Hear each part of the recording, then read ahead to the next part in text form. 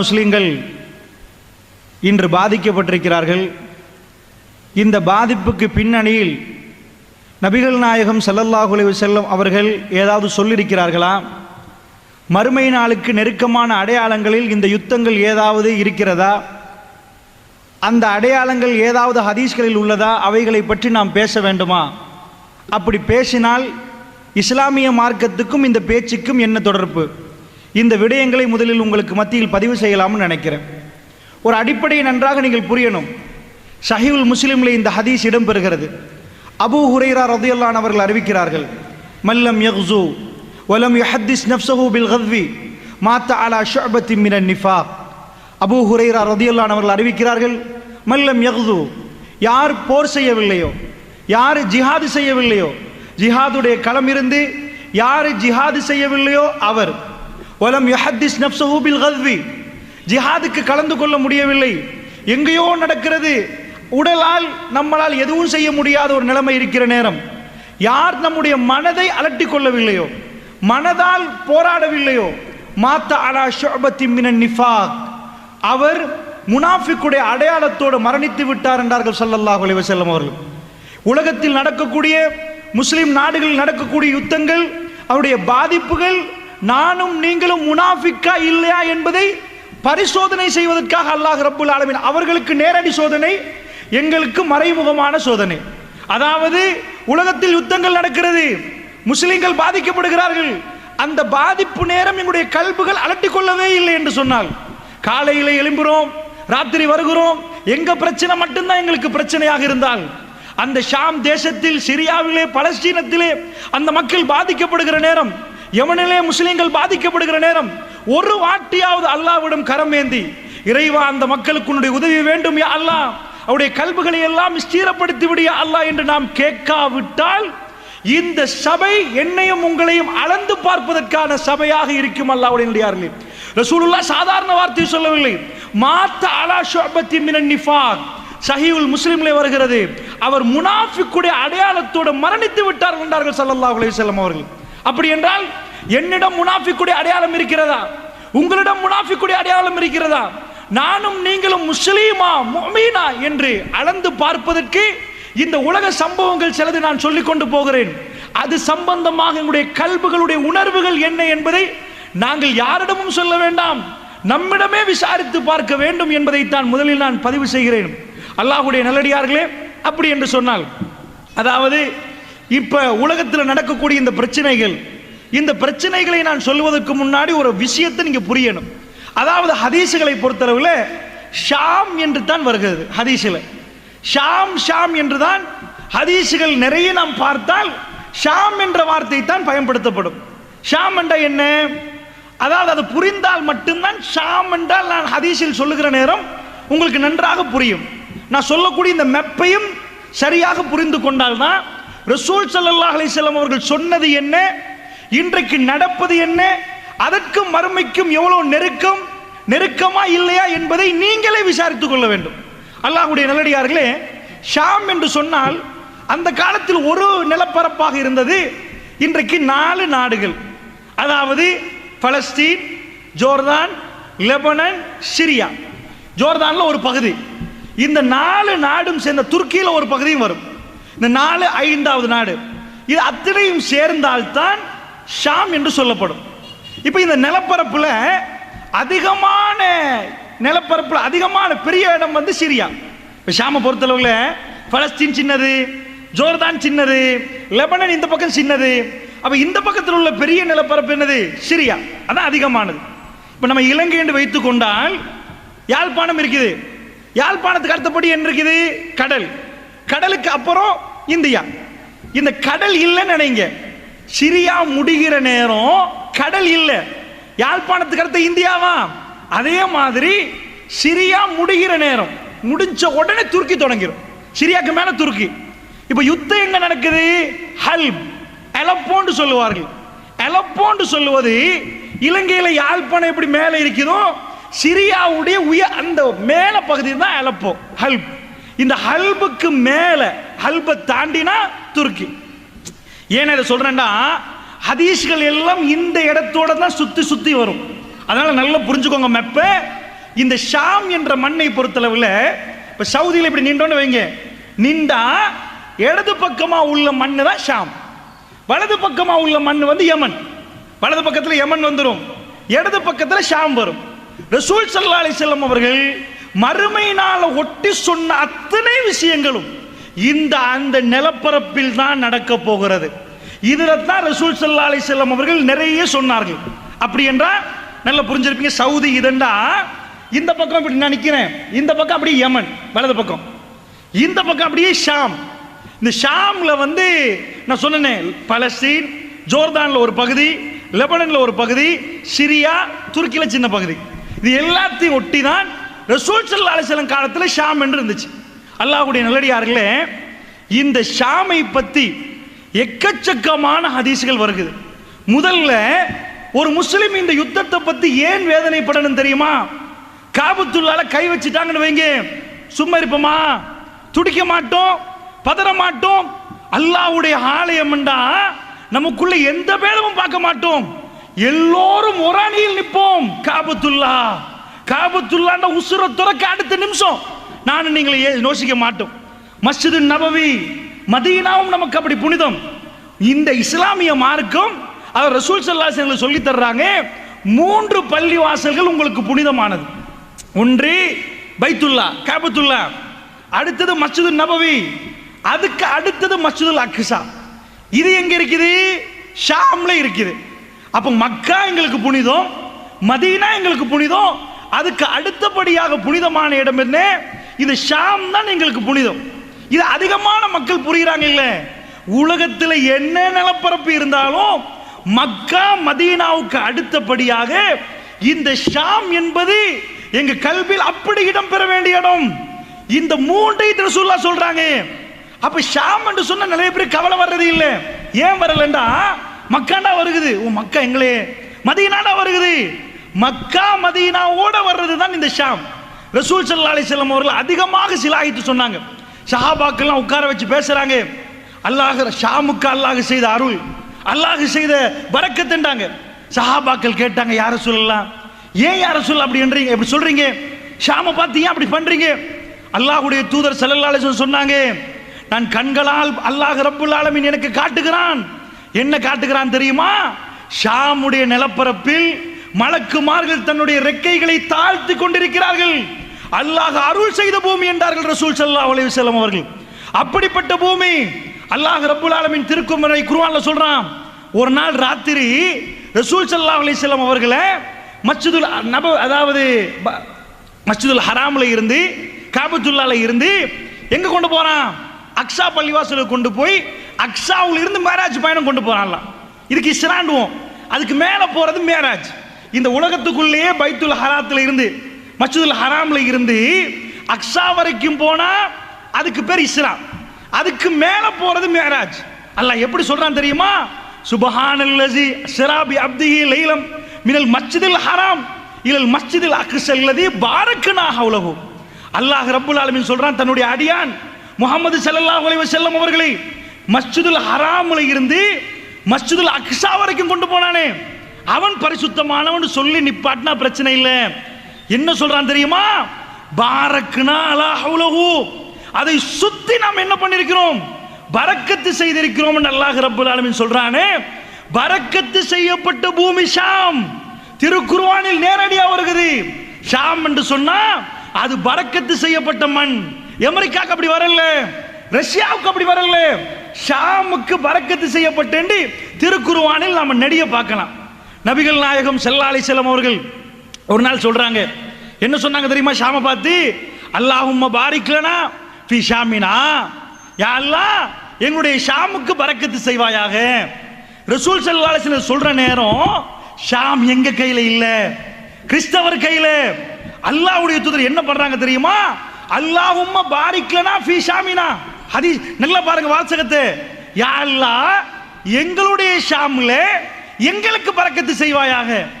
ஷாபாக்கள் என்னடா, ரசூல் ஸல்லல்லாஹு அலைஹி வஸல்லம் காலத்துல ஷாம் எங்க கையில வரவே இல்லை, ஷாம் கிறிஸ்தவர்கள் கையில. அப்ப அல்லாஹ்வுடைய தூதர் சொன்னாங்க, ஷாம் கிடைக்க போகுதுன்னு அர்த்தம். அதோட யமன் வாசிகள் இருந்தாங்க. யார் சொல்லலாம்? எங்களுக்கு சொல்ல மாட்டீங்களா? எங்க ஊருக்கு கேட்க மாட்டீங்களா? அல்லாஹும்ம பாரிக் லனா ஃபீ ஷாமினா வ ஃபீ யமனினா, யா அல்லாஹ் எங்களுடைய ஷாமுக்கும் எங்களுடைய யமனுக்கும் யா அல்லாஹ் நீ பரக்கத்து செஞ்சிரு யா அல்லாஹ். அது கூட நஜித் வாசிகள் ஈராக் மக்கள் கேட்கிறாங்க, யார் சொல்ல எங்களுக்கும் கொஞ்சம் ஈராக்குக்கு.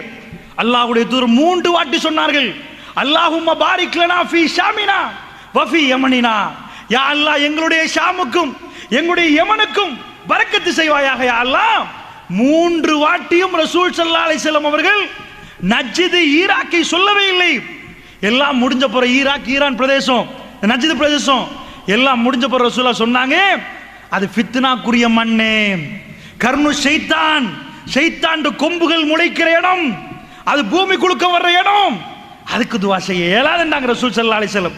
அல்லாஹ்வுடைய நல்லடியார்களே, பெருமானார் ரொம்ப ரொம்ப ரொம்ப விரும்பின இடம் ஷாம். ஒரு நாள் ரசூல் ஸல்லல்லாஹு அலைஹி வஸல்லம் சொல்றாங்க, ஒரு காலம் வரும், ஒரு யுத்தம் நடக்கும், அந்த யுத்தம் 3 இடங்களில் நடக்கும் என்றாங்க. ஒன்று ஈராக்கில் நடக்கும் என்றார்கள், அடுத்தது ஷாமில் நடக்கும் என்றார்கள், அடுத்தது யமனில் நடக்கும் என்றார்கள். இன்றைக்கு 3 ஈராக் முடிந்து விட்டது, அதுக்கு மேலேயும் இருக்கும் இன்ஷா அல்லாஹ். ஷாமில் நடக்கிறது, யமனில் நடக்கிறது. சஹாபாக்களில் ஒருவர் கேட்டார், யார் ரசூலல்லாஹ், அந்த நேரத்தில் எந்த சபைக்கு எந்த படைக்கு நான் போக வேண்டும் யார் ரசூலல்லாஹ்? அல்லாஹ்வுடைய தூதர் என்ன சொன்னார்கள் தெரியுமா? ஷாமுடைய படைக்கு போன்றார்கள். யார் ரசூலல்லாஹ், ஷாமுடைய படைக்கு நான் தவறிவிட்டேன் என்றால் எந்த படைக்கு யார் ரசூலல்லாஹ் நான் போக வேண்டும்? யமனுடைய படைக்கு போன்றார்கள் ரசூல் ஸல்லல்லாஹு அலைஹி வஸல்லம். அல்லாஹ்வுடைய தூதர் விரும்பினது ஷாம், இல்லாவிட்டால் யமன். ஈராக்கை பற்றி ரசூல் ஸல்லல்லாஹு அலைஹி வஸல்லம் அவர்கள் பேசவில்லை.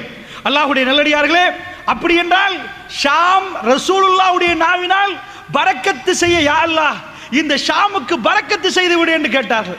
யா அல்லாஹ் இந்த யமனுக்கு பரக்கத்து செய்து விடு என்று கேட்டார்கள். சுப்ஹானல்லாஹ், ஷாமுக்கு செய்யப்பட்ட பரக்கத்து, நபிமார்களுடைய வருகை, இமாம்களுடைய புத்தகங்கள் எழுதப்பட்ட எக்கச்சக்கமான இமாம்கள் எல்லோரும் ஷாம். பேர் குறிப்பிட்டு இன்றைக்கு நான் சொல்லக்கூடிய எல்லா ஹதீஸும் ஷேக் அல்பானி அவர்களால் சஹியாக்கப்பட்ட ஹதீஸ் தான் சொல்ல போகிறேன். இந்த ஷேக் அல்பானி அவர்கள் பிரச்சாரம் செய்த மண்ணு ஷாமுடைய மண்ணு. ஷேகுல் இஸ்லாம் இமாம் இப்னு தைமிய்யா ரஹ்மத்துல்லாஹி அலைஹி எக்கச்சக்கமான ஃபத்தாவா இப்னு தைமிய்யா மட்டும், மஜ்மூ ஃபத்தாவா மட்டும் 24 வால்யூம்களோடும் அப்படி கிதாபுகள் எழுதி வைத்திருக்கிறார். இங்க தொடங்கினா கிதாப் அங்க முடியும். அப்படி எழுதின அவருடைய வீர பிரச்சாரம் நடந்தது ஷாமில். அல்லாஹ்வுடைய நல்லடியார்களே, இமாம் நவவி அவர்கள் பிரச்சாரத்தை முடக்கிவிட்ட இடம் ஷாம். அல்லாஹ்வுடைய நல்லடியார்களே, ஹஜ்ருல் அஸ்கலானி ரஹ்மத்துல்லாஹி அலைஹி அவர் பிரச்சாரம் செய்த இடம் ஷாம். நான் என்ன உங்களுக்கு சொல்ல வர்றேன், பெரும் பெரும் இமாம்கள் என்று யாருடைய பெயரை நீங்கள் எடுத்துக்கொண்டாலும் அவர்கள் பிரச்சாரம் செய்த பரக்கத்து பொருந்திய இடம் ஷாம். அல்லாஹ்வுடைய நல்லடியார்களே, ஷாமை ரசூலுல்லாஹ் சிலாஹித்து சொன்னார்கள். ஷாமுக்கு நிறைய பரக்கத்தை வேண்டி ரசூல் ஸல்லல்லாஹு அலைஹி வஸல்லம் அவர்கள் பிரார்த்தனை செய்தார்கள். அந்த ஷாமை பற்றி இப்படி எல்லாம் சொன்ன ரசூலுல்லாஹ், சிலாஹித்து சொன்ன ரசூலுல்லாஹ் விரலை நீட்டி சொன்னார்கள், இதுதான் கடைசி நாளைக்குரிய அடையாளம் என்றே சொன்னார்கள். அர்துல் மஹ்ஷர் என்றார்கள். மஹ்ஷருடைய பூமி ஷாம், அர்துல் மஹ்ஷர் என்றார்கள். இந்த ஷாம் இருக்கிறது, இது மஹ்ஷருடைய மண் என்றார்கள் ரசூல் ஸல்லல்லாஹு அலைஹி வஸல்லம் அவர்கள். மஹ்ஷருடைய மண் என்றால் மஹ்ஷர் மைதானம் நினைச்சிடக்கூடாது.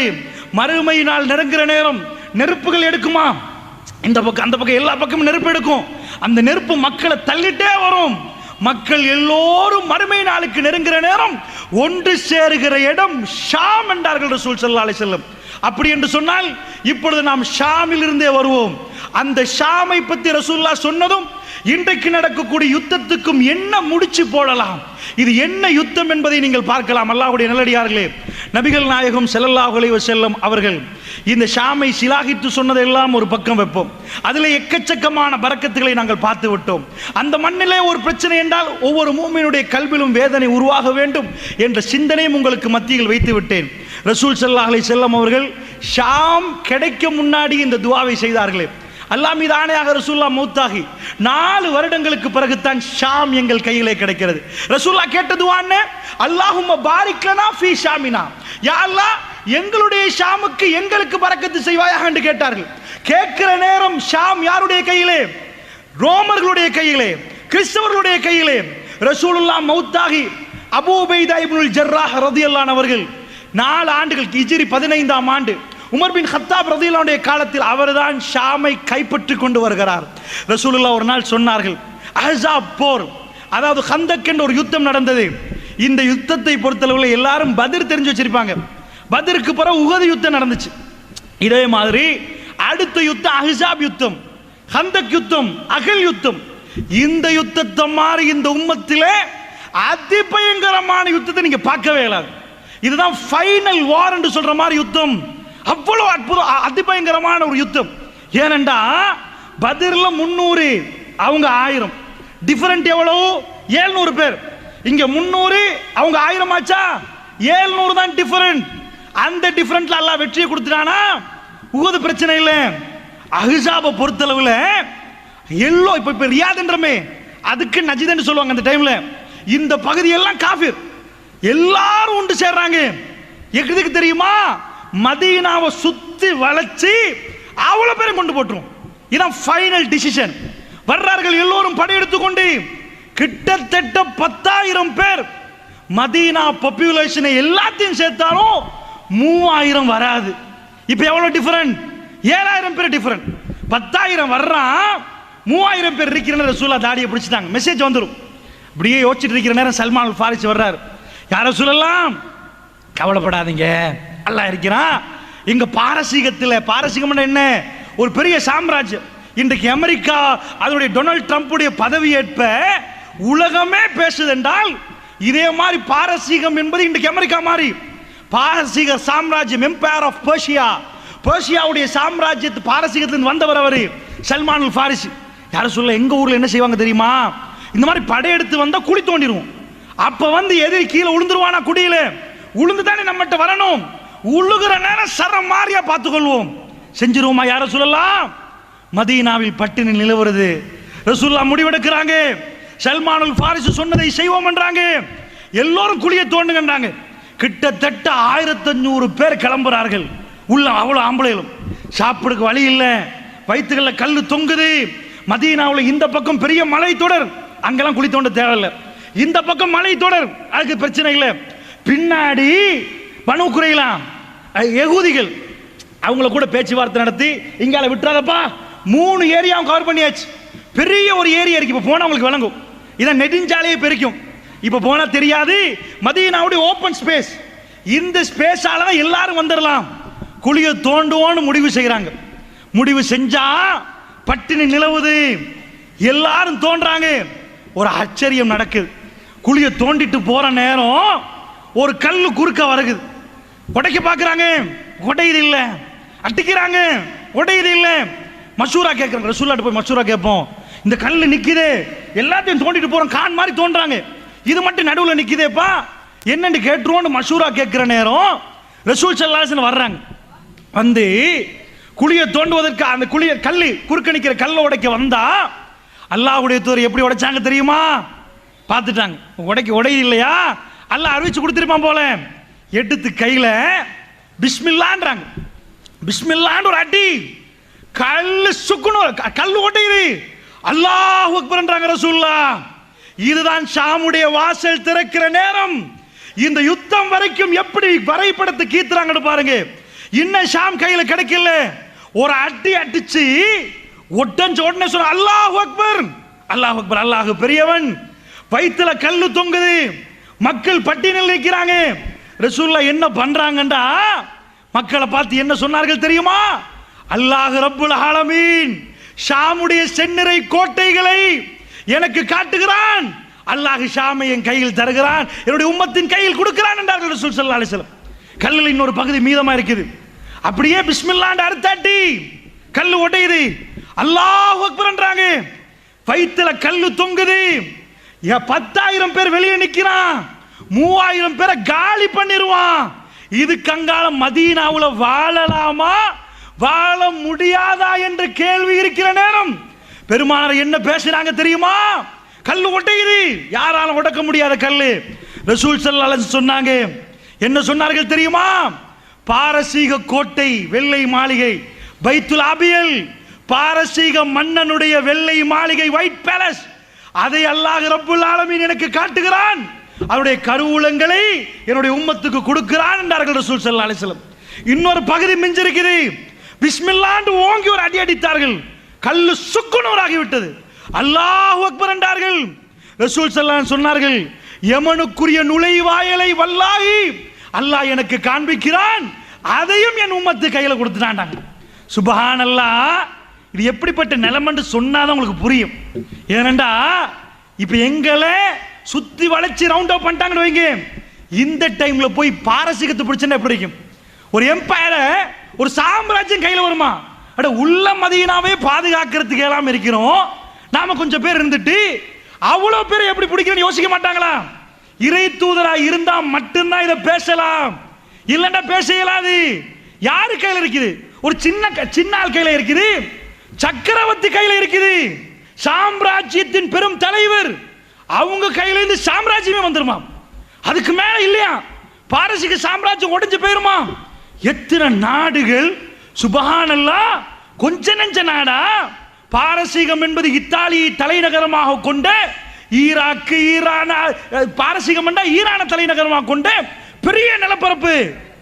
சாமண்டா இது ரோமபுரி என்ன, இத்தாலிய தலைநகரமாக கொண்ட பெரிய நிலப்பரப்பு. இதெல்லாம் நம்ம கையில வந்துரும்ன்றாங்க ரசூலுல்லாஹ். சுப்ஹானல்லாஹ், எப்படி நேரம் என்று சொன்னா உங்களுக்கு வழங்கும் கையில வர்றதுக்கு. அல்லாஹ்வுடைய நல்லடியார்களே, கடைசி மூமெண்ட் சொல்லி காட்டுறேன் கேளுங்க.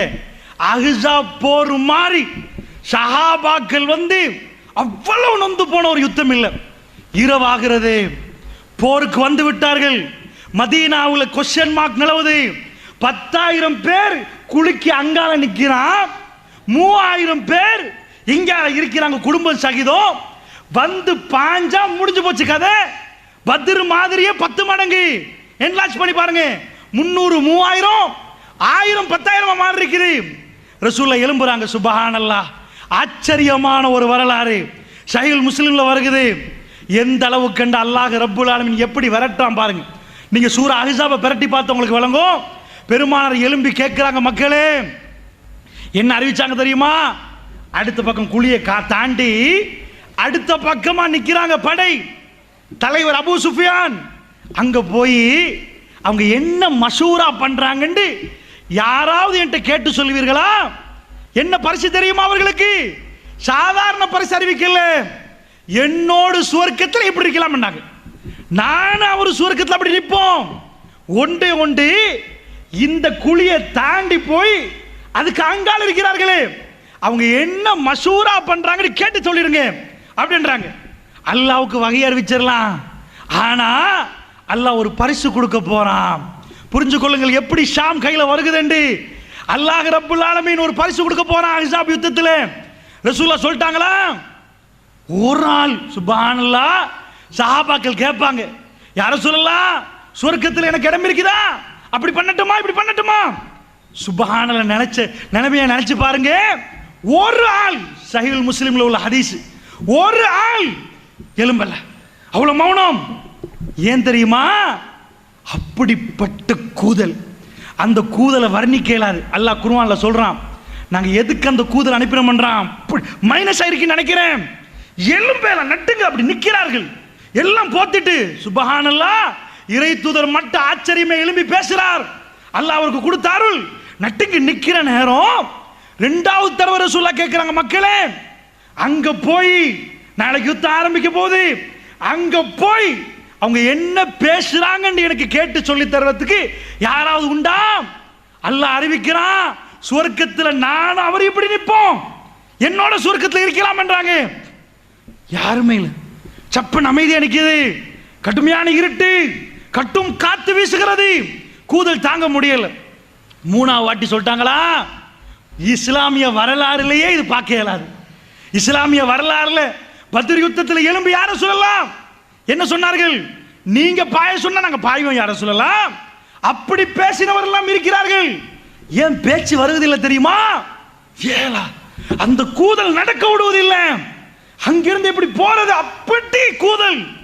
சுப்ஹானல்லாஹ், ரசூலுல்லாஹ் மூணாவது தடவை சொல்லிட்டு முகம் மலர்ந்து ரசூலுல்லாஹ் என்ன சொன்னார்கள் தெரியுமா? கும்யா உதைஃபா, உதைஃபா எலும்புங்கள் என்றார்கள் ரசூலுல்லாஹ்.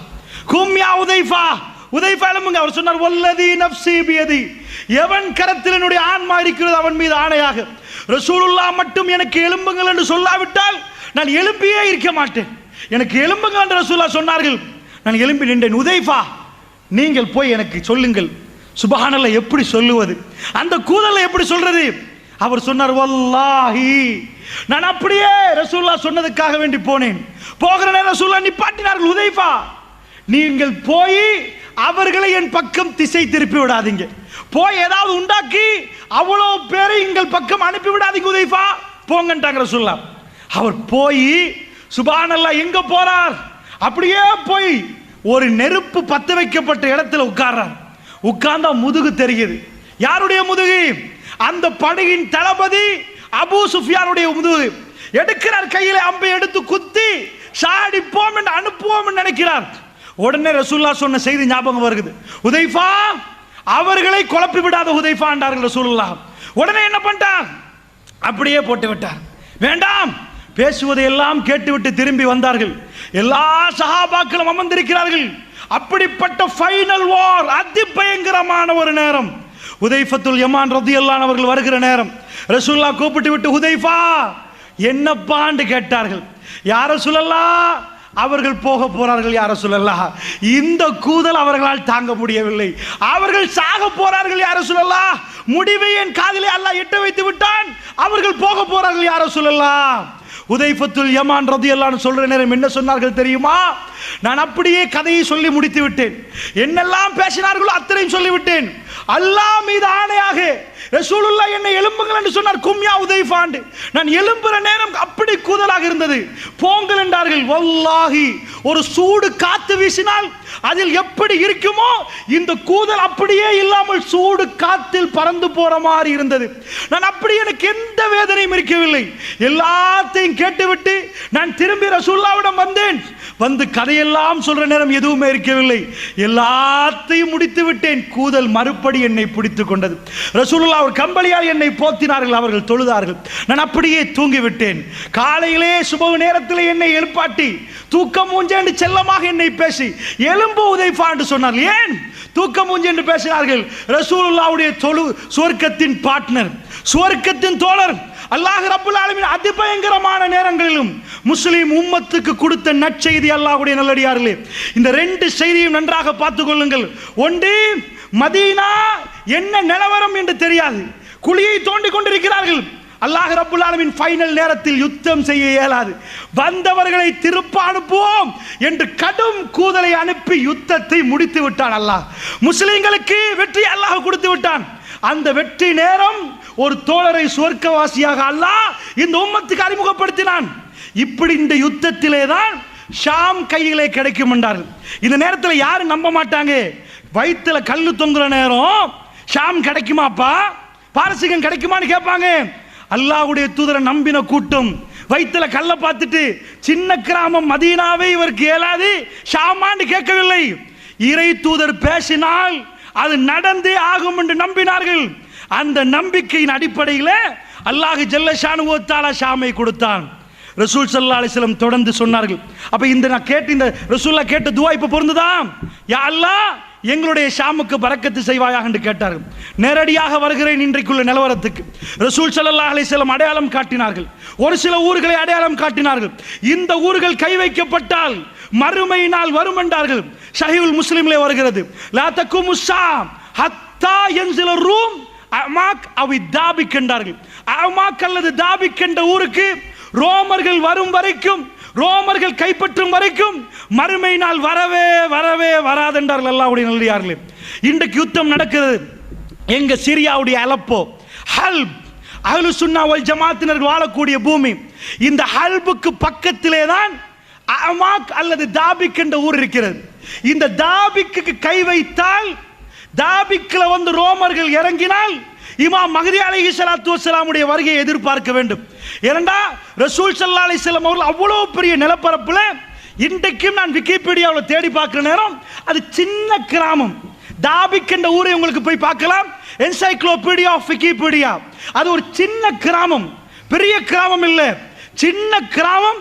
ஆனால் ரசூல் ஸல்லல்லாஹு அலைஹி வஸல்லம் அவர்கள் சொன்னார்கள், பைத்துல் மக்தஸை பற்றி சொன்னார்கள், யகூதிகளுக்கும் உங்களுக்கும் சண்டை வராமல் மறுமை நாள் வராது என்றார்கள்.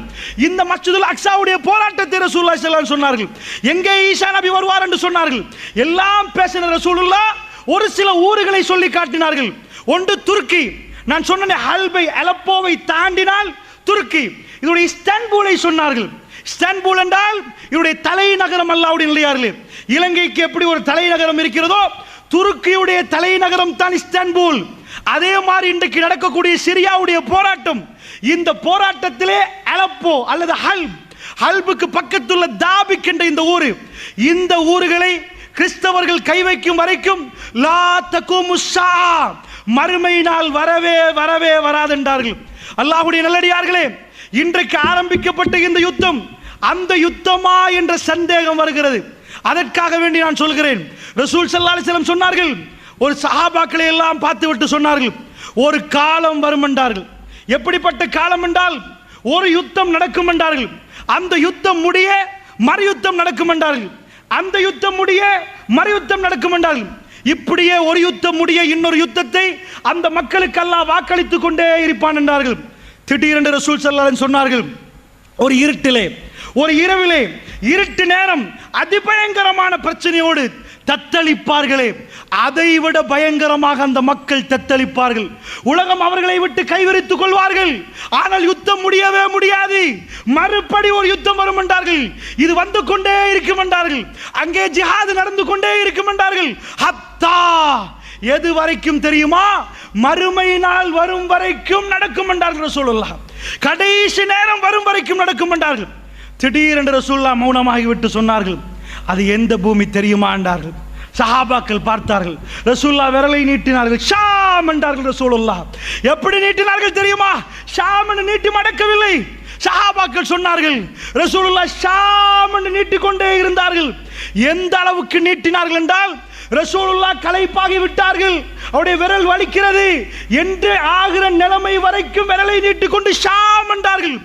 இங்கே யுத்தம் தொடங்கி விட்டால், இங்கே யுத்தம் ஆரம்பித்து விட்டால் அது முடியவே முடியாது. அந்த யுத்தத்துக்கு பிறகு மறு யுத்தம், மறு யுத்தத்துக்கு பிறகு மறு யுத்தம். மல் அமா என்றார்கள் ரசூலுல்லாஹ். மல் அமா யுத்தம் ஆரம்பித்து விட்டால் அது மறுமை நாளைக்குரிய அடையாளம் என்றார்கள் ரசூலுல்லாஹ். இன்றைக்கு ஆரம்பிக்கப்பட்ட யுத்தம் அந்த யுத்தமா? அல்லாஹு ஆலம். அல்லாஹ்வுடைய நல்லடியார்களே, நான் சொல்லக்கூடிய ஹதீஸ்களை எல்லாம் வைத்து விட்டு நீங்கள் கடைசியில் முடிவெடுங்கள், இது அப்படிப்பட்ட யுத்தமா என்று முடிவெடுப்பதற்கு தான் இந்த தலைப்பு தரப்பட்டிருக்கிறது. அப்படி என்றால் ரசூல் ஸல்லல்லாஹு அலைஹி வஸல்லம் இன்னொரு செய்தி சொன்னார்கள். இவைகள் எல்லாம் ஸஹீஹுல் முஸ்லிமில் வரக்கூடிய செய்தி. அல்லாஹ்வுடைய தூதர் சொன்னார்கள், ஒரு காலம் வரும் என்றார்கள். அந்த காலம் எப்படி இருக்கும் என்று தெரியுமா? ஈராக் அதனுடைய தீனாரை சொல்லிவிட்டு சொன்னார்கள், அது இப்ப இலங்கையிலே ரூபாய்கள், இலங்கையிலே ரூபாய், இதை தர மறுக்கும் என்றார்கள். ஈராக்கிலே ஈராக்குடைய பணத்தை ஈராக் தர மறுக்கும் என்றார்கள். அப்படின்னா என்ன அர்த்தம்? ஈராக் வறுமையாக இருக்கும், ஈராக்கிலே பொருளாதார தடை வரும், ஈராக்கிலே சல்லி பஞ்சம் வரும். அதைத்தான் ரசூலுல்லாஹ் சொன்னார்கள். ஈராக் சஹாபாக்கள் கேட்டார்கள், யா ரசூலல்லாஹ், யா ரசூலல்லாஹ், ஈராக் என்றால் யார் தெரியுமா? பாரசீக மன்னர்கள் வாழ்ந்த கோட்டைகள், அப்படிப்பட்ட இடம். மதீனாவுக்கு ஈராக்குக்கும் மலைக்கும் மடுக்கும் வித்தியாசம். அந்த ஈராக்குக்கு ஆமா வரும், அவர்களுக்கு பொருளாதார தடை வரும். யார்கிட்ட வரும்? யார் சொல்லலாம்? அந்நியர்கள்ட்ட இருந்து வர மாட்டாங்க, அந்நியர்கள்ட்ட இருந்து வர மாட்டார்கள். அப்படியா? அது வராம மறுமை நாள் வராதுன்றாங்க. அடுத்ததாக ரசூலுல்லாஹ் சொன்னாங்க, அடுத்தது சிரியாண்டாங்க. சிரியாவில் பொருளாதார தடை வரும் மாட்டாங்க, சிரியா தன்னுடைய பணத்தை தர மறுக்கும் என்றார்கள். அப்படி ஒரு காலம் வந்தா, சிரியாவுக்கு பொருளாதார சிக்கல் வந்தா அது மறுமை நாளைக்கு அடையாளம் பண்ணிட்டாங்க. அதுக்கு பிறகு யார்கிட்ட வரும்? யார் சொல்லலாம்? ரோமர்கள்ட்ட இருந்து வர மாட்டாங்க, கிறிஸ்தவர்கள்ட்ட இருந்து வர மாட்டாங்க. அப்படியா? அதுக்கு அடுத்தபடியாக ஈஜிப்ட், எகிப்தை சொன்னால் மிஸ்ர், மிஸ்ர் தன்னுடைய பணத்தை தர மறுக்க மாட்டாங்க, அங்க பொருளாதார தடை வர மாட்டாங்க. வரிசையாக சொன்னார்கள். ஈராக்கு டெசர்ட் லயன், பாலைவனத்து சிங்கம் சதாம் ஹுசைன், அவரை முழுக்க முடித்து விட்டார்கள். அவனை கொண்டு போய் தூக்கில போட்டாங்க. ஒரு ஜனாதிபதியை கொண்டு போய் பப்ளிக்கா வச்சு தூக்கில போட்டு ஈராக்கு கதையை முடித்தார்கள். யார்கிட்ட வந்துச்சு? யார்கிட்ட வந்துச்சு? அந்நியன்ட்டு வந்துச்சு. ரசூல் ஸல்லல்லாஹு என்ன சொன்னாங்க? ஈராக் தன்னுடைய பொருளாதாரத்தை தர மறுக்கும் என்றார்கள். முஸ்லிம் உம்மத்து எதிர்பார்த்தது, முஸ்லிம் அறிஞர்கள் எதிர்பார்த்தார்கள். ரசூலுல்லாஹ்வுடைய ஹதீஸ் படி அடுத்ததாக சிரியாவுக்கு இந்த பிரச்சனை வர வேண்டும் என்று எதிர்பார்த்தார்கள். அது 2012ஆம் ஆண்டு 11ஆம் ஆண்டு உள்நாட்டு போராக ஆரம்பித்து 38,100 பில்லியன் ரூபாய்கள், நம்ம கணக்குப்படி 38,100 பில்லியன் ரூபீஸ், 38,100 பில்லியன். ஈராக் பொருளாதாரம் இல்லாமலே போச்சு, காலியாச்சு. நம்ம நாட்டு இந்த தடவை பட்ஜெட் 3000 பில்லியன் ரூபாய் செலவு, வரவு இல்லை, வரவு கம்மி. கிட்டத்தட்ட 3000 கிட்ட வருகிறது செலவு. ஸ்ரீலங்கா கவர்மெண்ட் இந்த தடவை போட்ட பட்ஜெட் 3000 பில்லியன் என்றா சிரியாவில் நடக்கிற உள்நாட்டு போர். இது சின்ன பேர போர் இல்லம்மா, அது என்ன போர் நான் சொல்லுவேன், உள்நாட்டு போர். என்ன போர்னு புரியுது உங்களுக்கு? ஸ்ரீலங்காவில் கவர்மெண்ட் ஒன்று சொல்லிட்டு மக்கள் ஏற்றுக்கொள்ளல, புரட்சி பண்ணுவாங்களா? இதை குறைங்க, பஸ்ஸுக்கு இந்த மாதிரி தடை அடிக்காதீங்க, வெஹிக்கிள் போற நேரம் லைசன்ஸ் இல்லைன்னா இவ்வளவு அடிக்காதீங்க. மக்கள் போராடுவாங்களா? போராடுற நேரம் என்ன ஆகும்? ஸ்ரீலங்கா கவர்மெண்ட் என்ன பண்ணும்? அதை ஆர்மி அனுப்பி அந்த மக்கள் என்ன பண்ணுவாங்க? டியர் கேஸ் அடிப்பாங்க, கொஞ்சம் அந்த கண்ணீர் புகை அடிச்சு தண்ணி அடிச்சு மக்கள் அனுப்பிடுவாங்க. ஆனா அங்க என்ன பண்ணா தெரியுமா? பஷார் அல் அசாத் உள்நாட்டு யுத்தம் நடக்கிற நேரம் கண்ணீர் புகை அடிக்கல, சுட்டு கொலை செய்யறான். சுட்டு கொலை செய்யத்தான் நடக்குது. ஏன் நடக்குதுண்டா, பஷார் அல் அசாத் யாருன்னு புரிஞ்சாதான் இது அப்படியே வழங்கும் உங்களுக்கு. அவங்க வாப்பா அவன் என்ன பண்றான்? அவன் ஒரு கட்சியில் ஆட்சி செய்துட்டு இருக்கிற நேரம் இப்ப உள்ள சிரியாவுடைய ஜனாதிபதி யாரு? Bashar al Azad.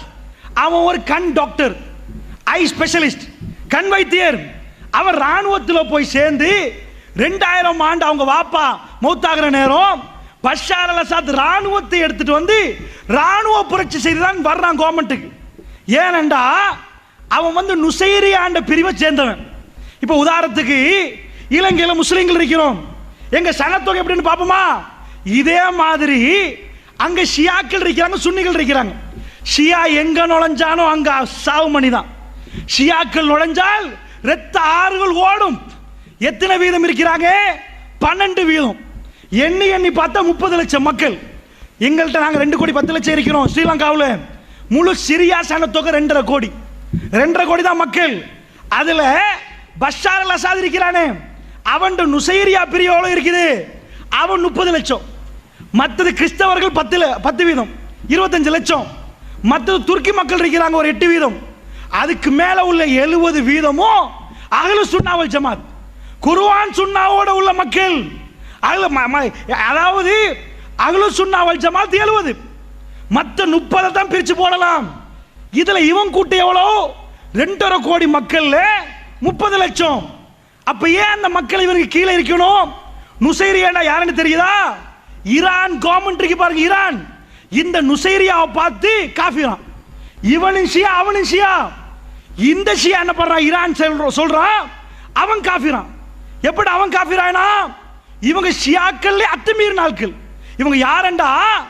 ஈசா அலைஹிஸ்ஸலாத்து வஸ்ஸலாம் உலகத்துக்கு வந்த பிறகு அவன் என்ன பண்ணா? சிலர்கள் கிறிஸ்தவர்கள் என்ன பண்ணாங்க? இது இறைவனின் அவதாரம் எடுத்து ஈசா வந்தார், இவர் இறைவனின் மகன், இறைவன் ஆண்ட ஒரு கூட்டம், இறைவன் மகன் தான் ஒரு கூட்டம், இந்த மாதிரி போச்சு. இதே மாதிரி இவங்க என்ன பண்ணாங்கண்டா, அலி பின் அபி தாலிப் யார் தெரியுமா? அல்லாஹ் இந்த உலகத்துக்கு அலியுடைய வடிவத்தில் வந்தான். சுப்ஹானல்லாஹ்.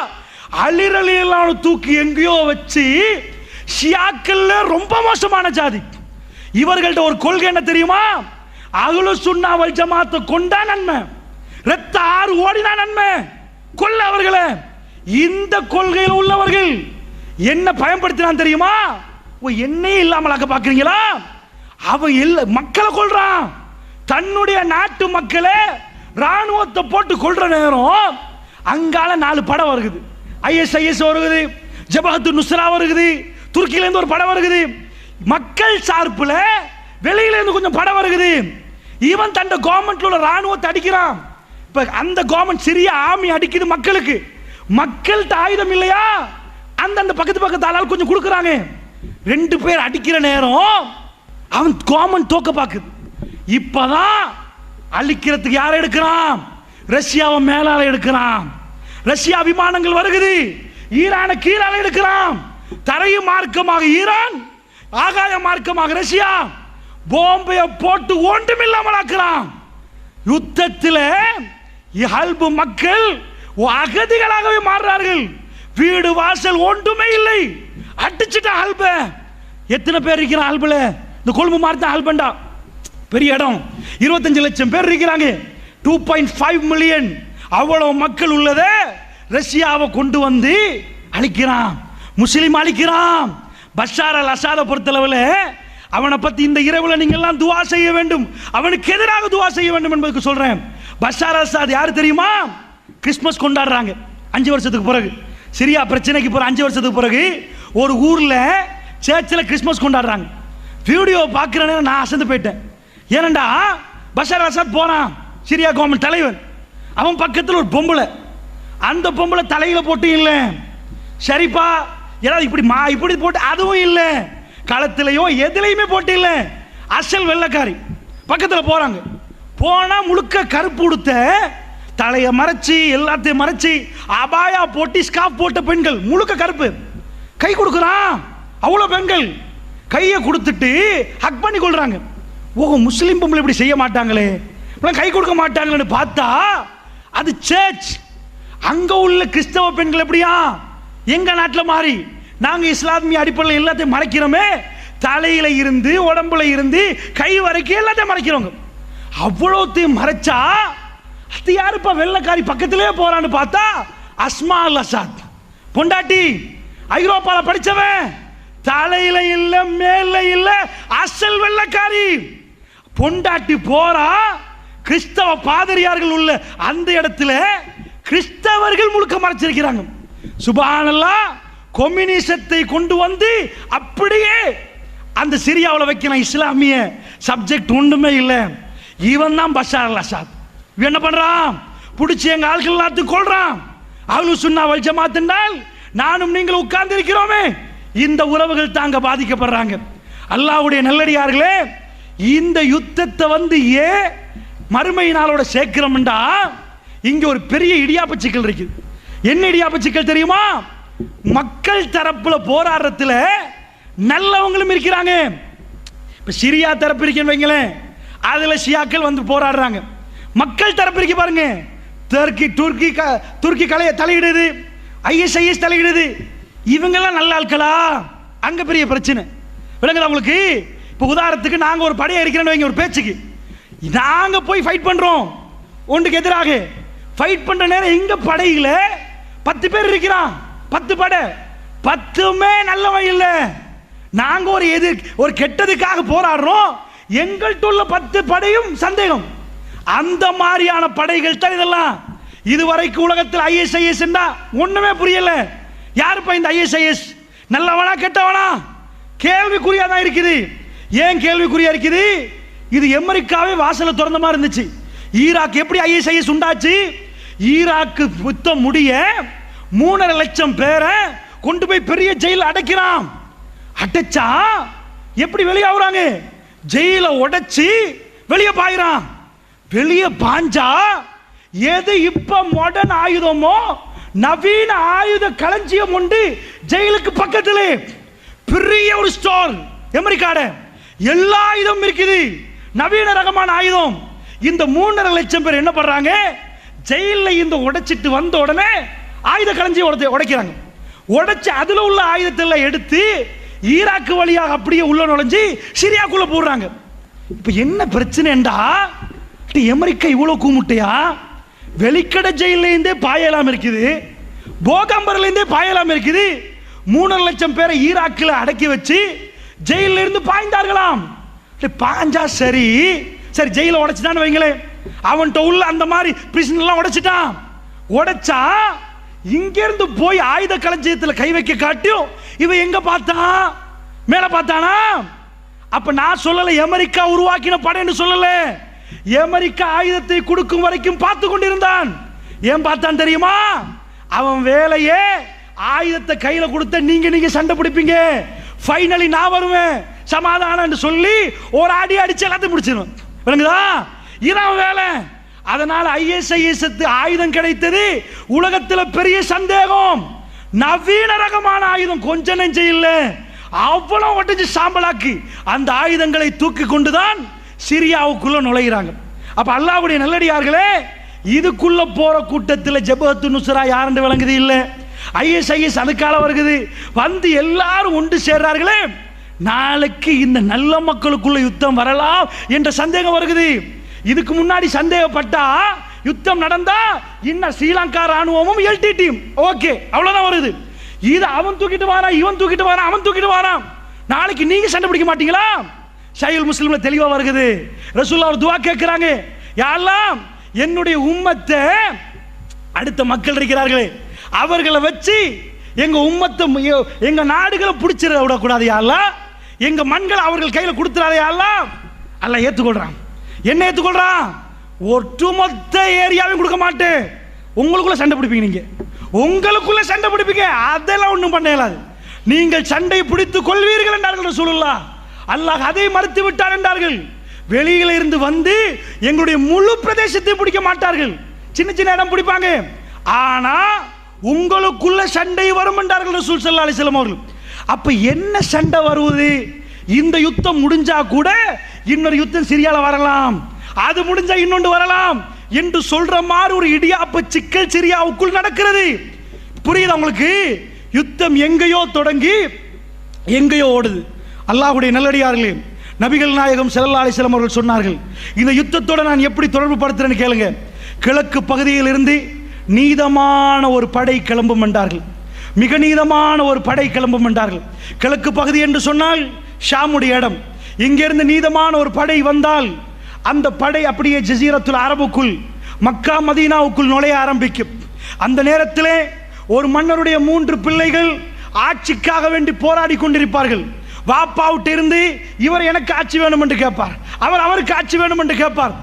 இந்த நிலைமை என்றார்கள் ரசூலுல்லாஹ். படம் பிடித்து காட்டினார்கள் ரசூலுல்லாஹ். இப்படி உலகத்தில் நடந்தால் நீதமான ஒரு படை வந்து அவர்கள் வந்து மக்காவை கைப்பற்றுவார்கள் என்றார்கள், அவர்கள் மதீனாவை கைப்பற்றுவார்கள் என்றார்கள். அந்த படை அப்படியே வந்து மக்கா மதீனாவில் இருந்து அந்த ஏரியா அத்தனையுமே கைப்பற்றி விடுவார்கள். ஒரே ஒரு நைட் என்றார்கள் ரசூலுல்லாஹ். அந்த படையில் யார் இருப்பார்கள்? அவர்கள் உலகத்தில் இதுக்கு முன்னாடி அறிமுகப்படுத்தப்பட்டிருக்க மாட்டார்கள். ஏனென்றால் அவர்கள் நீதமான படை. ரசூலுல்லாஹ் அந்த படைக்கு இன்ன பேர், அந்த பேர், இந்த பேர் என்று வைக்கவில்லை, அதில் நீதமான படை என்றார்கள், மிக நேர்மையான படை என்றார்கள். அவர்கள் வந்த உடனேயே கஅபத்துல்லா அங்கே அவர்கள் இருப்பார்கள். இரவு நேரம், ஒரே ஒரு நைட், ஹஜர், அதாவது மக்காம இப்ராஹிமுக்கும் ஹஜருல் அஸ்வதுக்கும் இடைப்பட்ட இடத்திலே அவர் இமாம் மஹ்தி, அவரை தேர்ந்தெடுத்துக் கொள்வார்கள். அல்லாஹ்வுடைய நல்லடியார்களே, இந்த படை அவர்கள் வருவார்கள். எப்ப வருவார்கள் தெரியுமா? இவர்கள் வந்த உடனே மதீனா ஹை செக்யூரிட்டி ஜோன், மதீனாவிலே இருந்து தான் படைகள் உலகம் எங்கும் அனுப்பப்படும். ரசூலுல்லாஹ் அதுக்கு வைத்த பேர் என்ன தெரியுமா? மதீனாவில் இருந்து அந்த படை அனுப்பப்படுகிற நேரம் மிக பவர்ஃபுல்லான ஒரு படை. ரசூல் ஸல்லல்லாஹு அலைஹி வஸல்லம் பயன்படுத்துகிற வார்த்தை, உலகத்திலேயே அதிகமான பலமான படை இந்த படை என்றார் ரசூலுல்லாஹ். இந்த பூமியிலே பலமான படை மதீனாவில் இருந்து வெளியே வரும் என்றார்கள். வேற பேர் வைக்கவில்லை ரசூலுல்லாஹ். பலமான படை, நீதமான படை. அந்த பலமான படை எங்க போகும் தெரியுமா? ரோமர்கள் வந்து, கிறிஸ்தவர்கள் வந்து இஸ்தான்புல், கான்ஸ்டான்டினோப்பிள், துருக்கியுடைய தலைநகரத்தை இறங்கி கையில பிடித்துக் கொண்டிருப்பார்கள். துருக்கியை பிடித்தால், இன்றைக்கு துருக்கியில யுத்தம் ஆரம்பிக்கப்பட்டிருக்கிறது, சரமாரியாக பாம்பை போட்டுக் கொண்டிருக்கிறார்கள். இன்றைக்கு ஒரு மாதத்துக்கு முன்னாடி பீஸ் ஸ்டாக்கை உடைத்து விட்டு துருக்கியிலே பிரச்சனை ஆரம்பித்து விட்டது. அரபு நாடுகள் எல்லாம் பிரச்சனைகள் இருக்கிறது. அல்லாஹ்வுடைய தூதர் என்ன சொன்னார்கள்? துருக்கியில் உள்ள தலைநகரம் இஸ்தான்புல், அது எங்கள்கிட்ட இருந்து பறிபோனது என்று செய்தி உங்களுக்கு கேள்விப்பட்டால், அல்லாஹ்வுடைய நல்லடியார்களே, மஹ்தி அலைஹிஸ்ஸலாத்து வஸ்ஸலாமுடைய வருகைக்கும் இஸ்தான்புலுக்கும் மிக மிக நெருக்கமான தொடர்பு இருக்கிறது. அமாக் அல்லது தாபிக் என்ற ஊர் அலப்போவுக்கு பக்கத்திலே, இன்றைக்கு அதிபயங்கரமான யுத்தம் நடக்கக்கூடிய அலப்போவுக்கு பக்கத்திலே இந்த தாபிக் என்ற ஊர் எங்க கையில இருந்து பறி போய்விட்டால், அதே மாதிரி இஸ்தான்புல், துருக்கியுடைய இஸ்தான்புல் எங்க கையில இருந்து பறி போய்விட்டால், அல்லாஹ்வுடைய நல்லடியார்களே, அங்கே தான் இமாம் மஹ்தி வருவார். எங்கிருந்து வருவார்? ஹரத்திலே அவர் இருப்பார். ஒரு காலமும் அவருக்கே தெரியாது அவர் தான் மஹ்தி என்று. நன்றாக புரிந்து கொள்ளுங்கள், மஹ்தி அவர் என்று அவருக்கே தெரியாது. ரசூலுல்லாஹ் என்ன சொன்னார்கள்? படர்ந்த நெற்றி என்றார்கள். மூக்கு கொக்கை, இன்னொரு ஹதீஸிலே மூக்கு கொஞ்சம் நீளமாக இருக்கும் என்றார்கள். அவர் என்னுடைய குடும்பம் என்றார்கள். ரசூல் ஸல்லல்லாஹு அலைஹி சொன்னார்கள், என்னுடைய குடும்பம் என்றார்கள். என்னுடைய ஃபாத்திமாவுடைய குடும்பம் என்றார்கள் ரசூல் ஸல்லல்லாஹு அலைஹி வஸல்லம். குறிப்பாக ஹஸன் ரலியல்லாஹுடைய குடும்பம் என்றார்கள். அங்கிருந்து வருவார் முஹம்மது இப்னு அப்துல்லா, அவருடைய வாப்பாவுடைய பேர் அப்துல்லா, அவருடைய பேர் முஹம்மத். அப்துல்லா, முஹம்மத் என்னுடைய பேருக்கு ஒத்தாக இருக்கும், என் வாப்பா பேருக்கு அவருடைய வாப்பா பேர் ஒத்தாக இருக்கும், என் தாய் பேருக்கு அவருடைய தாய் பேர் ஒத்தாக இருக்கும். ரசூல் ஸல்லல்லாஹு அலைஹி வஸல்லம் அவர்கள் சொன்னார்கள், எல்லாத்தையும் சொல்லிவிட்டு அவர் யார், அவருக்கே தெரியாது அல்லாஹ்வுடைய நல்லடியார்களே. அவர் அந்த நீதமான படையில் வந்தவர். எங்கே வந்தவர்? அவர் மக்காவில் பிறக்க மாட்டார், ஷாம் வாசி. அவர் வருவார் இந்த நீதமான படைகளில் வந்து காபத்துல்லா கைப்பற்றின உடனே அந்த நைட், அந்த இரவு, ஒரு இரவில் மஹதி வெளியாவார் என்றார்கள் சொல்லலாம். ஒரு இரவு தான், உலகத்துக்கு அதுக்கு முந்தின இரவில் இல்லை. இன்னொரு ஹதீஸில் சொன்னார்கள், மறுமை நாள் வருவதற்கு ஒரு நாள் எஞ்சி இருந்தாலும் மஹதியை அல்லாஹ் அனுப்பாமல் மறுமை நாள் வராது என்றார்கள். ஏன் அப்படி சொன்னார்கள் தெரியுமா? அவ்வளவு உறுதி மஹதி வருவார் என்பதற்கு. மஹதி அலைஹிஸ்ஸலாத்து வஸ்ஸலாம் அவர்கள் ரசூல் ஸல்லல்லாஹு அலைஹி சொன்னார்கள், என்னுடைய பரம்பரையில் அவர் வருவார். வந்தால் அவர் அப்படியே இந்த இடத்தில் இருப்பார், மக்காம் இப்ராஹிமுக்கும் இதுக்கும் இடையில் இருப்பார். அந்த நேரத்தில் கண்டு கொள்வார்கள் மக்களில் உள்ள சிறந்தவர்கள், அறிவாளிகள். அவர்கள் இவரை கண்டு கொண்டு இவர் இமாம் மஹதி என்பார். அல்லாஹ்வுடைய நல்லடியார்களே, அரத்தில் அப்படி நடந்தது. 1979ஆம் ஆண்டு சில பேர்களுக்கு கேள்விப்பட்டிருக்கும், 4 நாட்களாக அரத்தில் தொழுகை நடக்கவில்லை. சுபஹ் தொழுகை முடிந்த உடனே ஒரு ஃபயர் பண்ணினார்கள், ஷூட் பண்ணி ஹரமே அப்படி கதிகலங்கி போய்விட்டது. ஹரத்துக்குள்ளே ஒருவர் எடுத்து மைக்கை எடுத்து பிடித்து பேசினார், இமாம் மஹதி வந்திருக்கிறார், இதா இருக்கிறார் இமாம் மஹதி என்று ஒருவரை காட்டி, அவருடைய வாப்பா பேர் அப்துல்லா, அவருடைய பேர் முகமது, அவர் ஒரு படையோடு இங்கே வந்திருக்கிறார், ஹரத்தில் இமாம் மஹதி வந்து விட்டார் என்று சொன்ன சேருக்கு ஹரமே குழம்பி நிற்கிறது. அவர் அரபியில் பேசுகிறார். அங்கே உள்ள பாதி பேருக்கு ஒன்றுமே புரியவில்லை. ஏனென்றால் அஜமிகள் அங்கே இருக்கிறார்கள், என்ன பண்ணுவது என்று விளங்கவில்லை. ஃபயர் பண்றதுக்கு எல்லோரும் ரெடியாக நிற்கிறார். ஹரம் அப்படியே இருக்கிறது. சவுதி கவர்மெண்ட் அது வரைக்கும் இப்படிப்பட்ட ஒரு செக்கிங் கொடுக்கவே இல்லை. இன்றைக்கு போய் ஜித்தாவில் நிற்கிறோம் என்றால் செக் பண்ண வேண்டும் என்று அவர்கள் அவசரப்படுத்துகிறார்கள் என்றால், நீண்ட நேரம் நிப்பாட்டி வைத்து விசாரிக்கிறார்கள் என்றால், இது எல்லாம் 79க்கு பிறகு நடந்தது. அல்லாஹ்வுடைய நல்லடியார்களே, என்ன நடந்தது? ஹரத்திலே இமாம் மஹதியுடைய ஆட்சி என்று சொல்லி அறிவித்து எல்லாரும் வெளியான பிறகு சவுதி அவசரமாக ஃபயர் பண்ணவில்லை. ஹரத்திலே ஒன்றும் பண்ண முடியாது. எல்லாம் அமைதியாக நின்று ரொம்ப ஸ்மூத்தாகத்தான் ஹேண்டில் பண்ணி, அது மஹதி இல்லை அப்பா. ஏனென்றால் சவுதியே கதிகலங்கி நின்றது. இது மஹதியா என்ன? யார்? இமாம்கள் தெளிவாக பேசினார்கள், இப்படி மஹதி வர மாட்டார் என்றார்கள், தெளிவாக சொன்னார்கள். அல்லாஹ்வுடைய நல்லடியார்களே, நிறைய பேர் பேசினார், அவர் மஹதியாம், இவர் மஹதியாம், மஹதி வந்து விட்டார். ஒரு காலமும் மஹதி அலைஹிஸ்ஸலாத்து வஸ்ஸலாம் அவர் வர முன்னாடியும் தெரியாது, அவருக்கும் தெரியாது. அவர் முஹம்மது, அவர் மஹதி என்றால் என்ன தெரியுமா அர்த்தம்? அவர்தான் கலீஃபா, அவர்தான் கலீஃபா. ரசூலுல்லாஹ் சொன்னார்கள், பனி மலைகளை தாண்டியாவது மஹதி வந்தால் அவருக்கு பையத்து பண்ணுங்கள் என்றார்கள். நீங்கள் எல்லோரும் அவர் அணியில் ஒன்று சேருங்கள் என்றார்கள். சாதாரண ஒருவர் வந்து நான் மஹதி என்றா உனக்கு என்னடா ஆட்சி இருக்குது?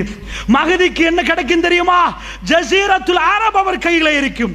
ஒரு நாளில் அவர் ஆட்சியாளராக முழு உம்மத்தும் கண்டு கொள்ளும். அல்லாஹ்வுடைய நல்லடியார்களே, அப்படிப்பட்டவர் வந்தாதான் ஆட்சி. ஜஸீரத்துல் அரபில் அது நடக்கவில்லை. நிறைய பேர் வந்து ஹோட்டல்களில் தங்கி மஹதி வந்தாராம். ஒரு காலத்தில் இன்னொருத்தர மஹதி மஹதி என்று அழைத்தார்கள். இப்படி காதியானிலிருந்து எல்லாருமே மஹதியை பற்றி பேசுவார்கள். அந்த மஹதி அலைஹிஸ்ஸலாத்து வஸ்ஸலாம் அப்படியெல்லாம் வரவே மாட்டார். நீங்கள் யாரை பார்த்து சந்தேகப்படவே தேவையில்லை. ஏனென்றால் அவரை உலகம் இந்த உம்மத்து அடையாளம் காட்டும் வரைக்கும் ஜஸீரத்துல் அரபுடைய ஜனாதிபதி அவரா?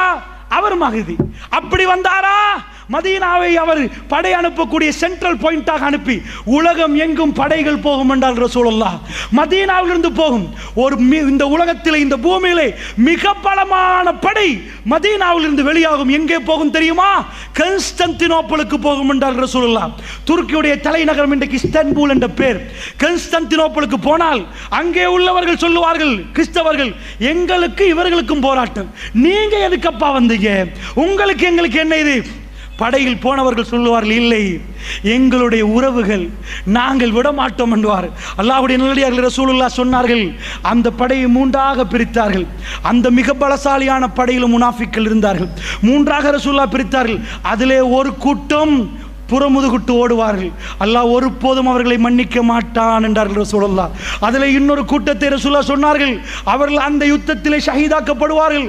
அல்லாஹ் ரப்புல் ஆலமீன் அவர்களை அரவணைத்துக் கொள்வான், அவர்களை மன்னித்து விட்டான் ரசூல் ஸல்லல்லாஹு அலைஹி வஸல்லம். அதில் 3வது கூட்டம் அவர்களை தோற்கடிப்பார்கள்.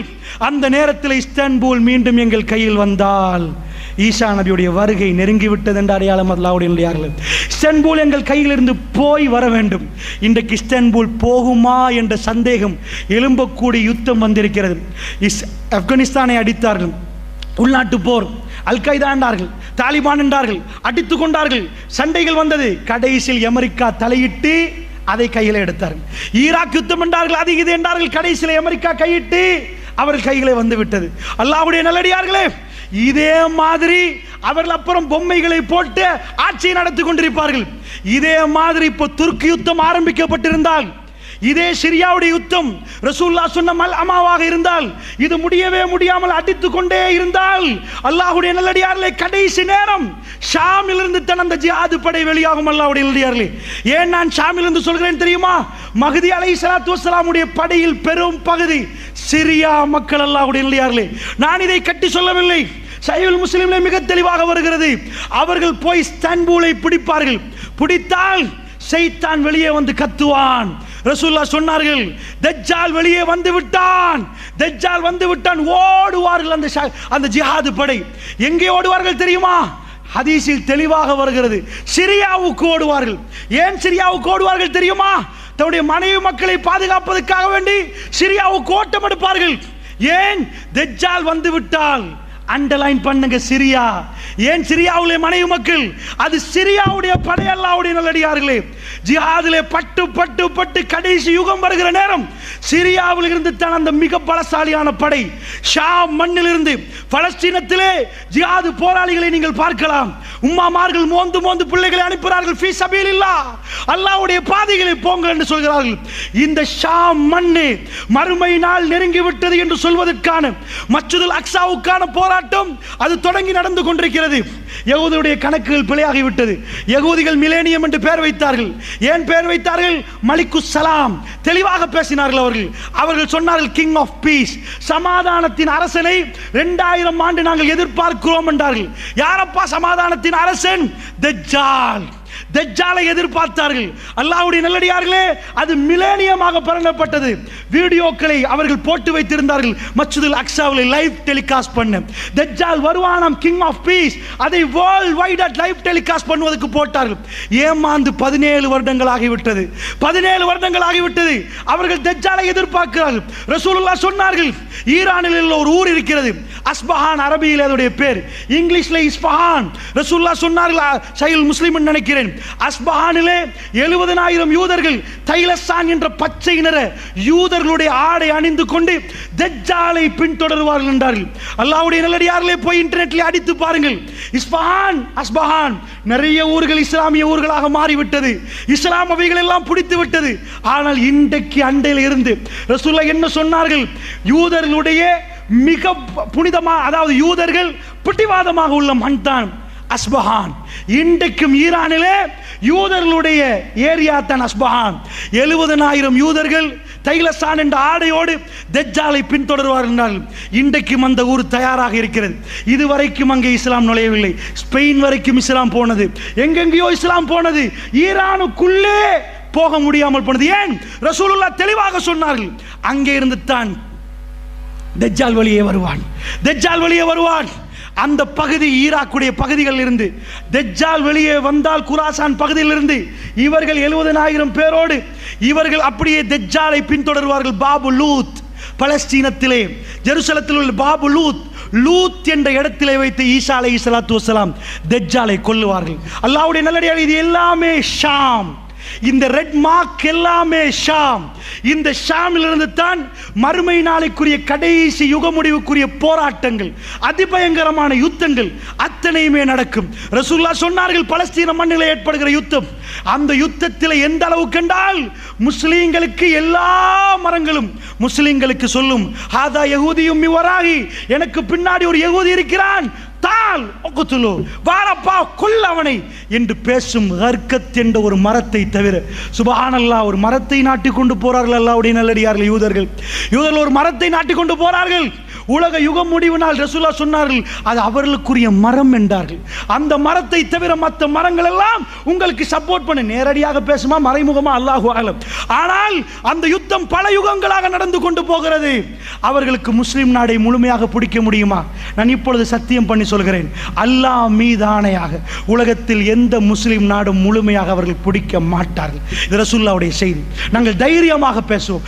1400 ஆண்டுகளாக முஸ்லிம் நாடு என்ற முஸ்லிம் மண் என்று எது சொல்லப்பட்டதோ அதை முழுமையாக அவர்கள் பிடிக்க மாட்டார்கள். ஒரு பகுதி அவர்களுக்கு பிடிப்ப விடலாம், முழுமையாக பிடிக்க மாட்டார்கள். இது ரசூலுல்லாஹ் தெளிவாக சொன்னது. அல்லாஹ்வுடைய நல்லடியார்களே, அப்படி என்று சொன்னால் பலஸ்தீனம் சின்னதாகிவிட்டது, ஆனால் பலஸ்தீனம் அழியாது, அங்கே ஜிஹாத் நடக்கும். ஒரு காலமும் இந்த யூதனுக்கு எங்களை பலஸ்தீனிலிருந்து விரட்ட முடியாது. இதை நன்றாக புரிந்து கொள்ளுங்கள் அல்லாஹ்வுடைய நல்லடியார்களே. இவைகள் எல்லாம் நீங்கள் நம்பிக்கையோடு பார்த்தால் உங்களுக்கு வழங்கும். அடுத்த யுத்தம் இன்ஷா அல்லாஹ் மிஸ்ரில் இதுவரைக்கும் யுத்தம் இல்லை, ஈஜிப்டில் இதுவரைக்கும் யுத்தம் இல்லை. அடுத்தது மிஸ்ரில் நீங்கள் எதிர்பாருங்கள். ரசூலுல்லாஹ்வுடைய அடிப்படையில் நான் இந்த பாடத்தை படிக்கிற நேரம் எனக்கு படித்து தந்த உஸ்தாத் சொன்னார், ஈராக்கில் பிரச்சனை, அடுத்தது சிரியா என்று சொன்னார். சிரியா என்று சொன்னார். அல்லாஹ் ரப்புல் ஆலமீன் அவர் மௌத்தாகி விட்டார், ஆனால் நாங்கள் இப்பொழுது சிரியாவை பார்க்கிறோம். இன்ஷா அல்லாஹ் அடுத்தது எகிப்து. இதில் கை வைக்கப்பட்டு எகிப்து பொருளாதாரம் உடைக்கப்பட்டால் ரசூலுல்லாஹ்வுடைய வரிசை சரியாகி விட்டது. அப்படி என்றால் இந்த யுத்தங்கள் நடந்து கொண்டு போகுமா என்றால், அல்லாஹ்வுடைய நல்லடியார்களே, மறுமை நாளைக்குரிய அடையாளங்கள் அத்தனையும் ஒன்று சேர்ந்து கொண்டிருக்கின்ற அர்த்தம். அப்படி என்றால் மிக நெருக்கமாக இருக்கிறது என்றால் மறுமைக்கு நானும் நீங்களும் மறுமையை நினைத்தோமா? அல்லாஹ்வுடைய நல்லடியார்களே, சிரியா மக்களுக்காக, ஷாம் மக்களுக்காக என்ன சொன்னோம்? அல்லாஹ்வுடைய நல்லடியார்களே, முதலிலே சிரியாவிலே பிரச்சனை ஏற்பட்ட இடம் டெமஸ்கஸ், திமிஷ்க். கிழக்கு பகுதியில் ஒரு வெள்ளை மினாரா இருக்கிறது. அதாவது இமாம் ஈசா அலைஹிஸ்ஸலாத்து வஸ்ஸலாம் அவர்கள் இறங்குகிற இடம் வெள்ளை மினாராண்டு ஒரு சிலர்கள் அடையாளம் வைத்திருக்கிறார்கள். அல்லாஹு ஆலம், எங்களுக்கு நேரடியாக அடையாளம் காட்ட முடியாது. எது அடையாளம் படுத்தப்பட்ட வெள்ளை பள்ளிவாசலோ அதிலும் ஒரு துண்டு இந்த யுத்தத்தில் பாதிக்கப்பட்டிருக்கிறது. ஸோ இந்த ஷாமை பொறுத்தளவில் அதிபயங்கரமான யுத்தத்துக்குரிய அத்தனை அடையாளங்களும் மிக தெளிவாக தெரிகிறது என்று சொன்னால், நாயகம் ஸல்லல்லாஹு அலைஹி வஸல்லம் சொன்ன செய்தியை ஞாபகப்படுத்துகிறேன். உலகம் இந்த மாதிரியான பிரச்சனையை முகம் கொடுக்கிற நேரம் யமனை காட்டி ரசூலுல்லாஹ் சொன்னார்கள், யமனில் ஒரு யுத்தம் உருவாகும் என்றார்கள். யமனிலே யுத்தம் உருவாக்கப்பட்டிருக்கிறது. யமனிலும் சண்டை நடக்கிறது. ஜனாசாக்கள் ஒவ்வொரு நாளும் ஜனாசாக்களை தான் சந்திக்க வேண்டியிருக்கிறது என்றால், அல்லாஹ்வுடைய நல்லடியார்களே, அதிபயங்கரமான யுக முடிவு நாள் சம்பவித்தால் நானும் நீங்களும் தயாரா? அல்லாஹ்வுடைய நல்லடியார்களே, இமாம் மஹ்தி அலைஹிஸ்ஸலாத்து வஸ்ஸலாமுடைய வருகை இந்த உலகத்துக்கு நெருங்கி கொண்டிருக்கிறது என்று சொன்னால் நானும் நீங்களும் தயாரா என்று சிந்தித்து பார்க்க வேண்டும்.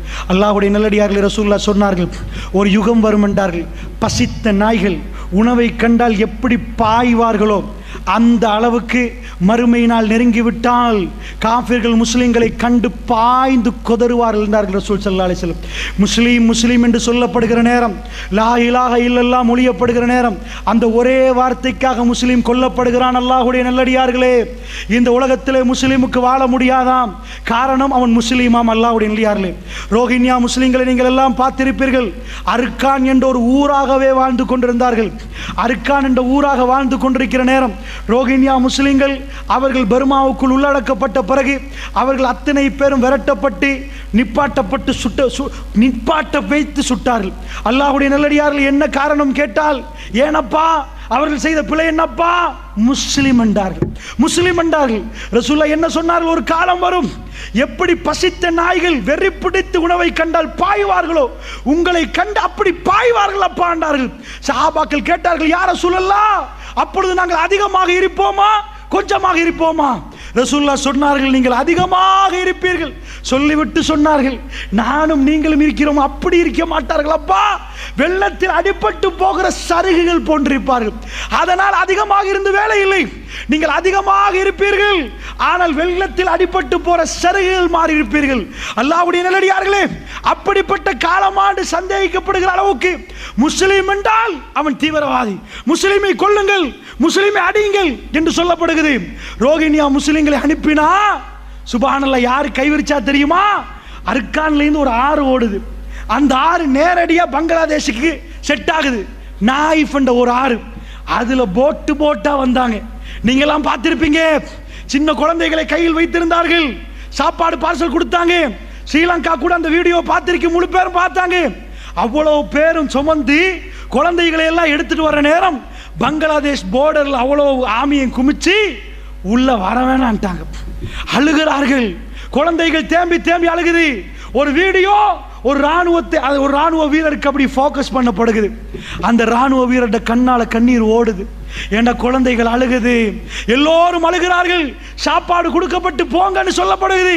பங்களாதேஷ் கவர்மெண்ட் முஸ்லீம் என்று பார்க்கவில்லை, தம்முடைய நாட்டுக்குள் பர்மாவை அழைக்க இயலாது என்று அப்படித்தான் முஸ்லீம் என்று சொன்ன நாடுகள் பார்த்தது அல்லாஹ்வுடைய நல்லடியார்களே. அது பயங்கரமான சோதனை. முஸ்லீமுக்கு பாதிக்கப்படுற நேரம் மற்ற முஸ்லீம் கைவிரித்து விட்டான். அந்த நேரத்தில் பிள்ளைகளை தூக்கி காட்டுவார்கள், பிஞ்சி மதலைகள். எனக்கும் உங்களுக்கும் அப்படிப்பட்ட சோதனை வரவில்லை. காலையில் போகிறோம், மாலையில் வருகிறோம், சின்ன சின்ன பொருளாதார சிக்கல். ஆனால் எனக்கும் உங்களுக்கும் அவர்கள் பட்ட வேதனை கூட ஞாபகம் இல்லை என்றால் நாங்கள் முஸ்லீமா முனாஃபிக்கா? அல்லாஹ்வுடைய நல்லடியார்களே, காட்டின உடனே அந்த ராணுவ வீரர் கண்ணீர் வடிகிறது. அப்படியே சொல்லுவார், அல்லாஹ் உங்களை பாதுகாப்பான், போங்க, எங்களுக்கு வேற ஒன்றும் பண்ண முடியாது. அழுது அழுது சொல்லுவார், சுப்ஹானல்லாஹ். அந்த மக்கள் திரும்ப போட்டில் ஏற்றி அனுப்பப்படுவார்கள். அந்த மீன் பிடித்தவர்கள் சொன்னார்கள் அறிக்கை, நாங்கள் எல்லாம் மீன் பிடிக்க போனோம், ஆத்தங்கரையிலே நாங்கள் மீனை விட அதிகமாக சின்ன பிள்ளைகளும் மதலைகளும் பெரியவர்களும் ஜனாசாக்களை மிதங்குவதை பார்த்தோம்.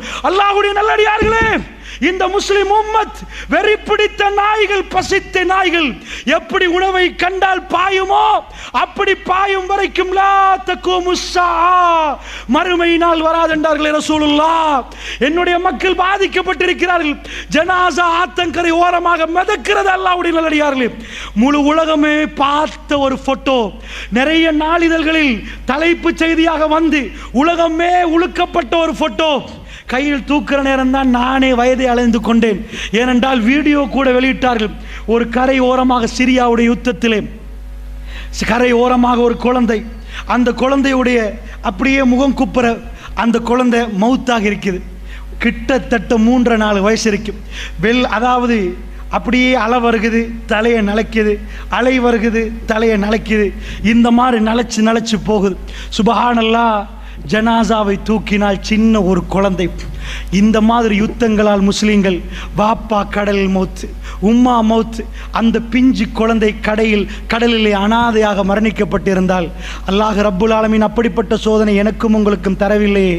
இந்த இரவிலே நானும் நீங்களும் அந்த மக்களுக்காக கண்ணீர் வடித்து துவா செய்யாவிட்டால், யா அல்லாஹ், எங்களுடைய மக்கள், எங்களுடைய புனித மண்ணிலே மிக அதிபயங்கரமான போராட்டம் நடக்கிறது, அந்த மக்களுக்கு உன்னுடைய உதவி வேண்டும் இறைவா என்று கேட்காவிட்டால் நாம் எல்லாம் எப்படிப்பட்ட முஸ்லீம்கள்? அல்லாஹ்வுடைய நல்லடியார்களே, எனக்கும் உங்களுக்கும் உள்ள இந்த சாதாரண பிரச்சனைகள் பெரும் பிரச்சனையாக இருந்தால் நீங்கள் எல்லாம் பார்க்கலாம். அதாவது உலகமே பார்த்த வீடியோ. அடுத்த நாட்டுக்கு போய்விட்டார்கள், கிறிஸ்தவ நாடு. போனால் ரயில்வே ட்ரக்கிலே பிஞ்சு குழந்தைய உம்மா தூக்கி கொண்டிருக்கிறார். பாப்பா வந்து உம்மாவோட சேர்த்து ரயில்வே ட்ரக்கிலே போடுறார். எதுக்கு போட்டார் தெரியுமா? தற்கொலை முயற்சி அல்ல. அல்லாஹ்வுடைய நல்லடியார்களை பிச்சை கேட்டார்கள். என்ன கேட்டார்கள் தெரியுமா? ட்ரெயின் வந்தால் அப்படியே சாகுறோம் என்றார்கள். பேச்சுக்கு ஒரு பேச்சுக்கு, நிஜமாக சொல்லவில்லை. ஏன் அப்படி சொன்னால்தான் அந்த ஊரிலே எங்களை எடுப்பார்கள். என்ன கேட்டார்கள் தெரியுமா? இல்லை என்றால் நீங்கள் எங்களை பொறுப்பெடுத்துக் கொள்ளுங்கள் என்றார்கள். எங்களை பொறுப்பெடுத்துக் கொள்ளுங்கள் என்றார்கள். சுப்ஹானல்லாஹ். கிறிஸ்தவ நாடுகளில் போய் மண்டியிட்டு எங்களை பொறுப்பெடுத்துக் கொள்ளுங்கள் என்று கண்ணீர் வடித்து அழுகிறார்களே பஷார் அல் அசாத். அவன் செய்த கொடுமை இந்த மோமீன்களை, முஸ்லிம்களை மண்டியிட வைத்திருக்கிறது. அல்லாஹ்வுடைய நல்லடியார்களே, அப்படி என்று சொன்னால் நான் என்ன உங்களுக்கு சொல்கிறேன், அதிபயங்கரமான யுத்தத்தின் விளைவு. நன்றாக வாழ்ந்த எங்களுடைய முஸ்லிம்கள் எங்கேயோ போகிறார்கள். அவர்களுடைய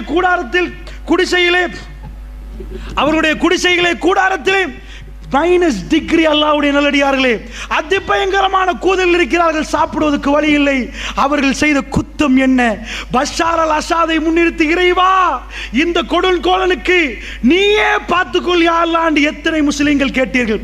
நானும் நீங்களும் அவர்களுடைய உறவுகள் என்றால், அஹ்லுஸ் சுன்னah வல் ஜமாஅத்தினர்கள் பாதிக்கப்படுறார்கள் என்றால், இந்த ஷியாக்கள் அவர்கள் நுழைந்து இவர்கள் அஹ்லுஸ் சுன்னahவுடைய இரத்தத்தை ஓட்டுகிறார்கள் என்று சொன்னால் புரிந்து கொள்ளுங்கள், இந்த நாட்டிலே ஷியாக்களை வளர்க்கிறார்கள். இமாம் குமைனி, யாரடா இமாம் குமைனி? அவனுக்கு இமாம் என்று யார் பேர் வைத்தது? அல்லாஹ்வுடைய நல்லடியார்களே, அந்த அளவுக்கு இமாம் என்று சொல்லக்கூடிய ஈரானிய முஸ்லிம் குடியரசு என்று வாய் கூசாமல் வானொலிகளில் பேசுகிறார்களே, ஷியாக்கள் என்றைக்காவது அஹ்லுஸ் சுன்னah வல் ஜமாஅத்தில் சேருவார்களா? நாங்கள் ஜமாத் ரீதியாக பிரிந்திருக்கலாம், தௌஹீத், தப்லீக், ஜமாத் இஸ்லாமி என்று பிரிந்திருக்கலாம். ஆனால் நாங்கள் எல்லோரும் அஹ்லுஸ் சுன்னah வல் ஜமாத்துகள். ஆனால் ஷியாக்கள் காஃபிர்கள். ஜமியத்துல் உலமா மிக தெளிவாக ஃபத்வா கொடுக்கப்பட்டிருக்கிறது. ஷியாக்களை இந்த உலமாக்கள் எல்லோரும் எதிர்க்கிறார்கள். ஹரத்திலே வியாழக்கிழமை வெள்ளிக்கிழமை ராத்திரியிலே ஆமியிலே போடுவார்கள், மஸ்ஜித் நபவியிலே. ஏன்? இந்த ஷியாக்கள் அங்கேயும் பிரச்சனை, தொழமாட்டார்கள். சுப்ஹானல்லாஹ். மஸ்ஜிதில் அலிக்கு போய் தொழுவார்கள். மிக முசீபத்து பிடித்தவர்கள், மிக முசீபத்து பிடித்தவர்கள். இன்னொரு பக்கத்திலே கவாரிஜ், இன்னொரு பக்கத்திலே கவாரிஜ், அவர்களும் ஷியாக்களுடைய யுத்தத்தில் இருக்கிறார்கள். அல்லாஹ்வுடைய நல்லடியார்களே, இந்த சிரியாவுடைய போரில் கவாரிஜ் என்ற அடையாளம் காட்டப்பட்ட ஒரு சிலர்களும் இருக்கிறார்கள். ரசூலுல்லாஹ் அவர்களை என்ன சொன்னார்கள்? நீங்கள் என்னப்பா கவாரிஜை அடையாளம் காணவே கஷ்டம், நீங்கள் தொழுவீர்கள், அவர்களும் தொழுவார்கள். உங்கள் தொழுகை என்னன்னு நினைப்பீர்கள்? உங்கள் தொழுகை என்ன நினைப்பீர்கள்? அவர்கள் அப்படி தொழுவார்கள். நீங்கள் நோன்பு பிடிப்பீர்கள், சஹாபாக்களை பார்த்து அவர்கள் நோன்பு பிடிப்பார்கள். நீங்க என்னப்பா நோன்பு பிடிக்கிறீர்கள்? அப்படி நோன்பு பிடிப்பார்கள். ஆனால் ஓதுவார்கள் தொண்டை குழிக்கு கீழ் இறங்காது. இப்படி இபாதத்து செய்வார்களா என்று நினைப்பீர்கள்? கவாரிஜ்களை பற்றி ரசூலுல்லாஹ் என்ன சொன்னார்கள் தெரியுமா? அப்படி இபாதத்து பக்குவம் எல்லாமே இருக்கும். அவர்கள் முஸ்லிம்களை கொல்லுவார்கள், அதான் அடையாளம். முஸ்லிம்களை கொல்லுவார்கள். அவர்கள் மட்டும், அவர்கள் வருகிற காலத்தில் நான் இருந்தால் ஆதி சமூகத்தை அல்லாஹ் எப்படி அழித்தான் அப்படி அழிப்பேன். ரசூல் ஸல்லல்லாஹு அலைஹி சொன்னார்கள், அவர்களை கண்டால் கொல்லுங்கள் என்றார்கள். அந்த கவாரிஜும் வெளியாக இருக்கிறார்கள். அல்லாஹ்வுடைய நல்லடியார்களே, நீண்டமாக இதை சொல்வதற்கு நேரம் இல்லை. அந்த கவாரிஜும் வெளியாக இருக்கிறார்கள். இன்னொரு பக்கமாக ஷியா, இந்த நாட்டில் யார் செய்த முசீபத்தோ 200க்கு மேற்பட்டவர்களை ஈரானுக்கு அனுப்பி அவர்கள் எல்லாம் மௌலவியாக வந்திருக்கிறார்கள். ஓட்டமாவடியிலே ஒரு மதரசா, கதிரவளியிலே இன்னொரு மதரசா என்று சொல்லி மதரசாக்கள் நடத்தப்படுகிறது. அஹ்லுஸ் சுன்னா வல் ஜமாத் பள்ளிவாசல்கள் குறிக்க வைக்கப்பட்டு இன்னமும் அவர்களுக்கு வழங்கப்பட்டால் எங்களுடைய உறவுகள் அங்கே போய் ஷியாவை படித்து வந்து நெஞ்சிலே அடித்து அடித்து ஃபாத்திமா ஃபாத்திமா என்று பேசுகிறார்கள். அவர்கள் நடிக்கிறார்கள். கோல்ஃபேஸுக்கு பக்கத்திலே அவருடைய பல்கலைக்கழகம், ஃப்ரீ எஜுகேஷன். எங்களுடைய உறவுகள் தெரியாமல் போறார்கள். அந்த அளவுக்கு முஸ்தபா போகிறார்கள். பேசினால் எங்களுக்கு பிரச்சனை, பேசினால் எங்களை கூப்பிட்டு ஓட்டமாவடியிலே வைத்து பேசினால் அவர்களுக்கு போலீஸ் விசாரணை. அந்த அளவுக்கு நாட்டுக்குள்ளேயும் பூந்து விட்டார்கள். அல்லாஹ் விட மாட்டான். நாங்கள் எங்களுக்கு பிரச்சனை வந்தாலும் பிரச்சனை இல்லை. இந்த உம்மத்து என்றைக்கு ஷியா நுழைந்ததோ அன்றைக்கு இந்த உம்மத்து இரத்தார் ஓடும். அல்லாஹ்வுடைய நல்லடியார்களே, அப்படி என்றால் என்னுடைய உறவுகளே, அஹ்லுஸ் சுன்னா வல் ஜமாத்தினர்களே, நானும் நீங்களும் உருவாகி ஷியாக்கள் தெரிந்து எங்களுடைய பிள்ளைகளை பாதுகாக்கணும். கோல்ஃபேஸ் வரைக்கும் வந்து விட்டார்கள். யூனிவர்சிட்டி உருவாக்கி இருக்கிறார்கள். இந்த நாட்டில் அவர்களை பற்றி பேசினால் எனக்கும் உங்களுக்கு மௌனம். ஈரான் அப்படி தலை போட்டிருக்கிறது. அல்லாஹ்வுடைய நல்லடியார்களே, அல்லாஹ் விட மாட்டான், அல்லாஹ் விட மாட்டான். அவர்கள் செய்கிற அராஜகம் தான் இந்த அராஜகம். இது எல்லாத்துடைய முடிவு கிறிஸ்தவருடைய கையிலே, அது கையிலே போனால், ஆமாக் அல்லது தாபிக்கிலே வந்து அவர்கள் இறங்கினால், ஸ்டன்பூல் என்றைக்காவது அமெரிக்காவும் நேட்டோ படையை ஏதோ ஒன்று பிடித்தால் அன்றைக்கு எதிர்பாருங்கள் இமாம் மஹ்தி அலைஹிஸ்ஸலாத்து வஸ்ஸலாமுடைய வருகை. அல்லாஹ்வுடைய நல்லடியார்களே, அதிபயங்கரமான சம்பவங்கள் இவைகள் எல்லாம் நடக்கிற நேரம் இன்னொரு சம்பவம் நடக்கிறது. இது எல்லாம் வைத்துத்தான் மறுமை நாள் நெருங்கி விட்டதா? ரசூலுல்லாஹ் சொல்லிவிட்டார்கள், நெருங்கி விட்டது. நான் கடைசி தூதர் என்று சொல்லிவிட்டார்கள். அது எவ்வளவு நெருங்கி இருக்கிறது என்றால் ரசூலுல்லாஹ் சொன்னார்கள் ஒரு நதியை பார்த்து. மறுமை நாளைக்குரிய அடையாளங்களை ரசூலுல்லாஹ் பேசுகிற நேரம் பானதுரையிலே இந்த வீட்டிலே இப்படி நடக்கும் என்று பேச மாட்டார். இன்னால் மௌத்தாகுவார், அது மறுமைக்குரிய அடையாளம் என்று சொல்ல மாட்டார்.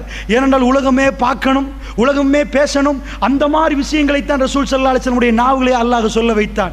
ஏன் சொல்ல வைத்தான் தெரியுமா? அந்த யுகங்களில் அவைகள் எல்லாம் நடக்கிற நேரம் நானும் நீங்களும் தௌபாவிலே ஈடுபட்டு அல்லாஹ்வின் பக்கம் திரும்ப வேண்டுமா, நெருங்க வேண்டுமா? அதற்காக வேண்டி அல்லாஹ்வுடைய தூதர் இப்படி சொன்னார்கள். ரசூலுல்லாஹ் சொன்னார்கள், ஃபுராத் நதி வத்தி, யூப்ரட்டிஸ் நதி வத்தி, தங்க மலை வெளி வரும் வரைக்கும் மறுமை நாள் வராது வராது என்றார்கள் ரசூல் ஸல்லல்லாஹு அலைஹி வஸல்லம் அவர்கள். லா தகுமு ஸஆ, மறுமை நாள் வராது. ஃபுராத் நதி வத்தி, தங்க மலை வெளி வரும் வரைக்கும். புகாரி முஸ்லிமிலே வருகிறது. அல்லாஹ்வுடைய நல்லடியார்களே, திடுக்கிடக்கூடிய செய்தி. ஃபுராத் என்றால் யூப்ரட்டிஸ் நதி. நான் நினைக்க மாட்டேன் இந்த சபையில் யாரும் அந்த நதி ஸ்கூலில் படித்திருக்காமல் யாரும் இருந்திருப்பீர்கள் என்று.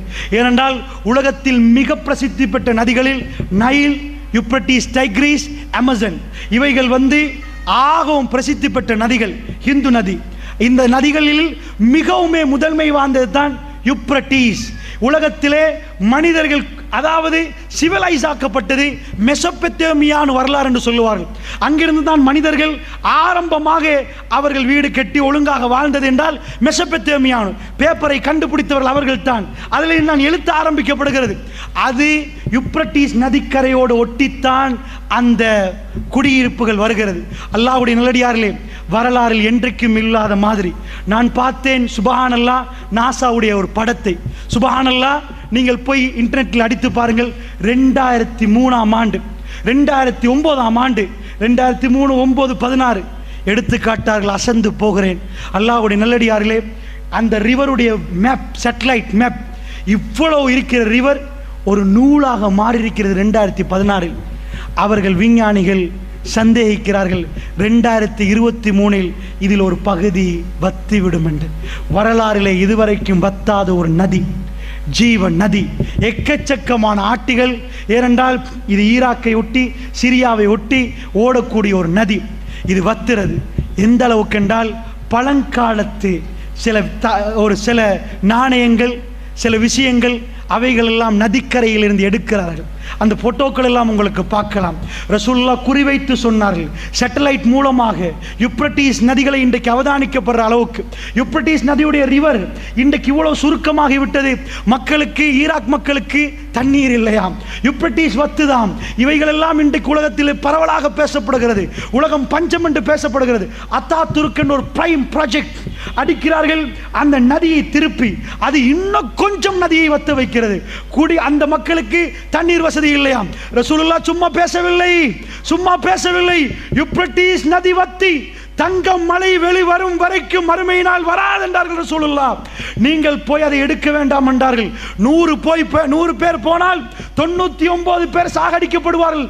ஒரே ஒருவர் தான் மீதமாக இருப்பார்கள். 99% என்று அர்த்தம் அல்லாஹ்வுடைய நல்லடியார்கள். அப்படி என்றால் அல்லாஹ்வுடைய நல்லடியார்கள் இன்னொரு புறமாக இது நடந்து கொண்டிருக்கிறது என்றால், இப்படிப்பட்ட யுத்தங்கள், மஸ்ஜிதுல் அக்ஸாவுக்கான போராட்டம் எல்லாமே நடக்கிறது என்று சொன்னால், அல்லாஹ்வுடைய நல்லடியார்களே, இவைகள் எல்லாம் நமக்கு என்ன சொல்லித் தருகிறது? ரசூலுல்லாஹ் சாதாரணமாக மறுமை வரும் என்று சொல்லவில்லை, அடையாளத்தை போட்டு சொன்னார்கள். அந்த காலத்துக்கு காலம் அல்ல அடையாளத்தை விரிக்கிறான். எல்லாமே ஒரு காலம் இல்லை. ரசூலுல்லாஹ் முதலில் சொன்னார்கள், ஹிஜாஸிலே ஒரு நெருப்பு எடுக்கும் என்றார்கள். புகாரிலே வரக்கூடிய செய்தி. ஹிஜாஸை நோக்கி கையை நீட்டினார்கள். இந்த ஹிஜாஸிலே நெருப்பு எடுத்தால் அது மறுமை நாளைக்கு அடையாளம் என்றார்கள். இந்த ஹிஜாஸுடைய நெருப்பு பசராவிலே உள்ள ஒட்டகங்களுடைய சங்கிலிகளில் அவருடைய ஜுவால் தெரியும் என்றார்கள். பெருமானார் பேசினால் மிக தெளிவாக பேசுவார்கள். அதாவது யூப்ரட்டிஸ் நதியில் தங்கமலை வரும் என்று சொல்ல மாட்டார்கள். நதி வத்தி தங்கமலை வரும். அப்ப முதலில் நதி வத்தணும், அப்புறம் தங்கமலை வரும். இதே மாதிரி சொன்னார்கள், ஹிஜாஸிலே நெருப்பெடுத்தால் அந்த நெருப்பு பசராவிலே உள்ள ஒட்டகங்களுடைய அந்த சங்கிலியில் அதனுடைய ஜுவால் தெரியும். சுபஹானல்லாஹ். அல்லாஹ்வுடைய நல்லடியார்களே, என்ன நடந்தது தெரியுமா? ஹிஜாஸில் ஹிஜ்ரி 617ஆம் ஆண்டு ரசூலுல்லாஹ் மௌத்தாகி 600 வருடங்களுக்கு பிறகு 2 பூமி குலுக்கங்கள் ஹிஜாஸ் நெருப்பெடுக்கிறது. எப்படி நெருப்பு? அது அப்படியே வானத்தை நோக்கி நெருப்பெடுக்கிறது. அந்த இன்டர்நெட்டில் நீங்கள் அடித்து பாருங்கள். அந்த கல்கள் எல்லாம் கருகி இன்றைக்கும் ஹிஜாஸில் யாருமே இல்லை. கிட்டத்தட்ட 700 ஆண்டுகளாகிவிட்டது. கருகின கல்லுகள் காலை வைத்தால் குத்தும் நடுவால் நெடுஞ்சாலை போடப்பட்டிருக்கிறது. இந்த பக்கம் கருகின பூமி, இந்த பக்கம் கருகின பூமி. ஹிஜ்ரி 617. மஸ்ஜித் நபவிக்கு எல்லோரும் ஒன்று சேர்ந்து விட்டார்கள். தௌபாக்கு ஈடுபட்டார்கள். 2 தடவை பூமி குலுக்கத்தோடு ஹிஜாஸில் ஒரு நெருப்பு. சுபஹானல்லாஹ். அந்த நெருப்பு இப்படி எடுத்தால் அது ஒரு நாளும் சிரியாவுடைய டெமிஸ்குக்கு தெரியாது. டெமஸ்கஸ் என்றால் பசரா, பசரா என்றால் திமிஷ்க், இன்றைக்கு டெமஸ்கஸ். அந்த பசராவில் உள்ள ஒட்டகங்களுக்கு தெரியாது. சுபஹானல்லாஹ். வரலாறு மிக அழகாக பாடம் சொல்லுது. அந்த நெருப்பு மேலே நோக்கி போனது. ஒரு வால்கனோ, எரிமலை வெடித்தால் எப்படி மேலே போகுமோ, மேலே போனால் தான் அது பசராவுக்கு தெரியும். தெல் டேங்கி பத்திர நேரம் சில வேளை உங்களுக்கு கொஞ்சமாவது ஜுவால் தெரிந்திருக்கும். மேலே நெருப்பெடுத்தால் அது பக்கத்து நாடுக்கு தெரிகிற அளவுக்கு அங்கிருந்து லெட்டர் வருகிறது. அந்த காலத்தில் அது இன்றைக்கு உம்மத்தில் பாதுகாக்கப்பட்டிருக்கிறது. சிரியாவிலிருந்து வந்த லெட்டர் இந்த நெருப்பை பற்றி கேட்டு, சுப்ஹானல்லாஹ், ரசூலுல்லாஹ் தேவையில்லாமல் அப்படி ஒரு வரி சொல்ல மாட்டார்கள். இந்த உம்மத் அன்றைக்கே மதீனாவிலே அழுதார்கள், அவர்கள் துடித்தார்கள். வரலாறு எழுதப்பட்டிருக்கிறது. இன்றைக்கும் ஹிஜாஸை உங்களுக்கு கண்ணால் பார்க்கலாம். அங்கே எந்த குடியிருப்பும் இல்லை. அந்த நெருப்பு எடுக்கப்பட்டு 700 ஆண்டுகள் ஆகிவிட்டது. ரசூலுல்லாஹ் மரணித்து 1400 ஆண்டுகள் ஆகிவிட்டது என்றால், அல்லாஹ்வுடைய நல்லடியார்களே, கட்டம் கட்டம் கட்டமாக ரசூலுல்லாஹ் சொன்னார்கள். அதிலே ஒரு கட்டத்தில் நானும் நீங்களும் சிக்கிக் கொண்டிருக்கிறோம். அதிபயங்கரமான ஃபித்னாவுடைய ஜமான் என்றால் முதல் அடிப்படை, இந்த உரையிலே முதலாவது அடிப்படை, நானும் நீங்களும் முனாஃபிக்குடைய தன்மையில் இருந்து விலக வேண்டும். ரசூலுல்லாஹ் என்ன சொன்னார்கள்? மல்லம் யகுசு, நீங்கள் போராடாவிட்டால், நீங்கள் ஜிஹாது செய்ய, யார் ஜிஹாது செய்யவில்லையோ, வலம் யஹத்திஸ் நஃப்ஸஹு பில் கத்வி, யார் போராட்ட களங்கள் நடக்கிற நேரம் தன்னுடைய கல்பால் போராடவில்லையோ, மாத்த அலா ஷஅபத்தின் மினன் நிஃபாக், அவர் முனாஃபிக்குடைய அடையாளத்தோட மரணித்து விட்டார் என்றார்கள் ரசூலுல்லாஹ். அந்த முனாஃபிக்குடைய அடையாளம் என்னிடமும் உங்களிடம் இருக்கிறதா அன்புக்குரியவர்களே? இதை விசாரித்து பார்ப்பது என்னுடைய உரையுடைய முதலாவது நோக்கம். நானும் நீங்களும் விரும்பியோ விரும்பாமலோ முனாஃபிக்குடைய தன்மையை விட்டு விலகுவதற்காக மன்றாடி கிடைக்கிற நேரமெல்லாம், இறைவா ஷாமுடைய மக்கள், அவர்களுக்கு சிறப்பான ஒரு வாழ்க்கையை கொடுத்து விடியா அல்லாஹ், குர்ஆன் சுன்னாவோடு வாழக்கூடிய அந்த மக்களுடைய கல்புகளை ஸ்திரப்படுத்தி விடியா அல்லாஹ் என்ற துவாக்கள் எனக்கும் உங்களுக்கும் வர வேண்டும். அடுத்ததாக என்னுடைய உரையுடைய இரண்டாவது அடிப்படை, மறுமையினால் நெருங்கி வந்தால் நானும் நீங்களும் அல்லாஹ்வுடைய சன்னிதானத்திலே அல்லாஹ்வை சந்திப்பதற்கு தயாரா? அல்லாஹ்வை சந்திப்பதற்கு தயாரா? ரப்புல் ஆலமீன் அல்லாஹ் ஜல்ல ஷானுஹு வ தஆலா வருவானே, ஜுல் அர்ஷில் மஜீத், அர்ஷுக்கு சொந்தக்காரன், ஃபஅலுல் லிமா யுரீத், அத்தனையும் செய்யக்கூடியவன், அவன் நாடியதை எல்லாம் செய்யக்கூடியவன் வந்து நிற்கிற நேரம் நாங்கெல்லாம் இருப்போம். அருமை அலைஹிஸ்ஸலாத்து வஸ்ஸலாம் நாவசைத்து பேசி எந்த வார்த்தையும் பொய் கலக்கப்படாத இந்த உலகத்தில் நடக்கக்கூடிய அத்தனையுமே சொன்ன ரசூலுல்லாஹ். நீங்கள் நினைக்கிறீர்களா இவைகள் எல்லாம் அமெரிக்காவுக்கு தெரியாதென்று? இதுவரைக்கும் நடந்த யுத்தம், இந்த யுத்தங்கள் எல்லாம் அமெரிக்கா வெற்றி பெற்றிருந்தாலும், இது மல்அமாவாக இருந்தால், இது கடைசி யுத்தமாக இருந்தால், அல்லாஹ் மீது ஆணையாக இந்த யுத்த முடிவில் மஹ்தி அலைஹிஸ்ஸலாத்து வஸ்ஸலாம் வந்தால், வல்லாஹி வல்லாஹி வல்லாஹி மேற்கத்திய நாடுகள் தோக்கும் இந்த யுத்தத்திலே. அல்லாஹ்வுடைய நல்லடியார்களே, மேற்கத்திய நாடுகள் தோக்கும் இந்த யுத்தத்திலே. உலகத்திலே கொஞ்சம் ஒரு சின்ன ஒரு மாற்றம் வருகிறது. முஸ்லிம் நாடுகள் எல்லாம் முதல் தடவையாக ஒன்று சேர்ந்து முஸ்லிம் உம்மாவுக்கு என்ன செய்ய வேண்டும் என்று மன்னர் சல்மானுடைய தலைமை கீழே 24 நாடுகள் பேச்சுவார்த்தை நடத்தப்படுகிற அளவுக்கு, முஸ்லிம் சமுதாயத்தில் என்ன நடந்தாலும் மற்ற நாடுகள் பேசாத அளவுக்கு மௌனியாக இருந்தவர்கள் இப்பொழுது கொஞ்சம் கொஞ்சமாக கூட்டமாக வருகிறார்கள். அல்லாஹு அலம், அல்லாஹ்வுடைய நல்லடியார்களே, 80 கொடிகளில் அவர்கள் ஒன்று சேர வேண்டும், 80 கொடிகளில் ஒன்று சேர்க்கப்பட வேண்டும். இவைகள் எல்லாம் நடக்க இருக்கிறது. இந்த யுத்தம் மிக பிரம்மாண்டமான யுத்தமாக வரப்போகிறது என்றும் சில கிறிஸ்தவ ஆய்வாளர்கள் பேசுகிறார்கள். என்ன, உலகத்தின் அடுத்த உலக யுத்தம் வரப்போகிறதா என்று அச்சம் கொள்ளுகிற அளவுக்கெல்லாம் பேசப்படுகிறது. அல்லாஹ்வுடைய நல்லடியார்களே, அப்படி என்றால் நான் அவ்வளவு டீப்பாக போகவில்லை. இவைகளை எல்லாம் கல்வியிலே வைத்து ரசூலுல்லாஹ் அடையாளம் காட்டப்பட்ட எந்த ஊரில் யுத்தம் நடக்கவில்லை சொல்லுங்கள்? யகூதிகளோடு நீங்கள் யுத்தம் செய்யாமல் மறுமை நாள் வராது, மஸ்ஜிதுல் அக்ஸாவை கைப்பற்றும் வரைக்கும் என்றார்கள் ரசூலுல்லாஹ். இன்றைக்கு அதுக்கான யுத்தம் ஆரம்பிக்கப்பட்டு விட்டதா? அது நடந்து கொண்டிருக்கிறதா? எங்கள் கையிலே அக்ஸா வந்து அந்த அக்ஸா எங்கள் கையிலே இருக்கும் வரைக்கும் இருக்கிற நேரத்தில் தான் மறுமை நாள் வரும். அப்படி என்றால் அல்லாஹ்வுடைய நல்லடியார்களே, ரசூலுல்லாஹ் சொன்ன துருக்கியிலே அங்கே யுத்தம் ஆரம்பிக்கப்படுகிறது, ஷாம்லே அங்கே யுத்தம் ஆரம்பிக்கப்படுகிறது என்றால் உடைய கடைசி எப்படி அமையும் தெரியுமா? சிரியாவுடைய படை கான்ஸ்டான்டினோப்பிளில் இருந்து அப்படியே வருவார்கள். தஜ்ஜால் வெளியே வந்து விட்டான் என்று சொல்லி கேள்விப்பட்ட உடனே வந்து பார்த்தால் அது பொய்யான செய்தி. அவர்கள் தன்னுடைய குடும்பத்தோடு இருக்கிற நேரம் திடீரென்று ஒரு தகவல் வரும், நிஜமாக தஜ்ஜால் வெளிவந்து விட்டான் குராசான் பகுதியிலே. அதாவது ஈராக் போன்ற பிரதேசத்தில் இருந்து அவன் வெளியே வருவான். வெளியே வருகிற நேரம் யகூதிகள் எல்லோரும் கிங் ஆஃப் பீஸ் அவர்களும் எதிர்பார்த்து கொண்டிருக்கிறார்கள். அவர்கள் எல்லோரும் ஒன்று சேர்ந்து விடுவார்கள் தஜ்ஜாலுடைய பின்னணியிலே. அந்த நேரத்திலே தான் இமாம் மஹ்தி அலைஹிஸ்ஸலாத்து வஸ்ஸலாம் இருப்பது ஷாமிலே, சிரியாவிலே, திமிஷ்கிலே, பசராவிலே, பசராவுடைய கிழக்கு பகுதியிலே, டமஸ்கஸுடைய கிழக்கு பகுதியிலே வெள்ளை மினாராவில் சுபஹ் தொழுகைக்காக வேண்டி ஆயத்தப்படுகிற நேரம். அந்த நேரத்தில் ஈசா இப்னு மரியமுடைய மகன் ஈசா அலைஹிஸ்ஸலாத்து வஸ்ஸலாம் வானவருடைய ரெக்கையிலே அப்படி இந்த பூமிக்கு இறக்கப்படுவார். ரசூலுல்லாஹ் அடையாளம் காட்டினார்கள், மிக தெளிவாக அடையாளம் காட்டினார்கள். அவர் வர்ணனின ஆடை அணிந்திருப்பார், அவருடைய தலையிலே முத்து முத்தாக வேர்வைகள் இருக்கும்.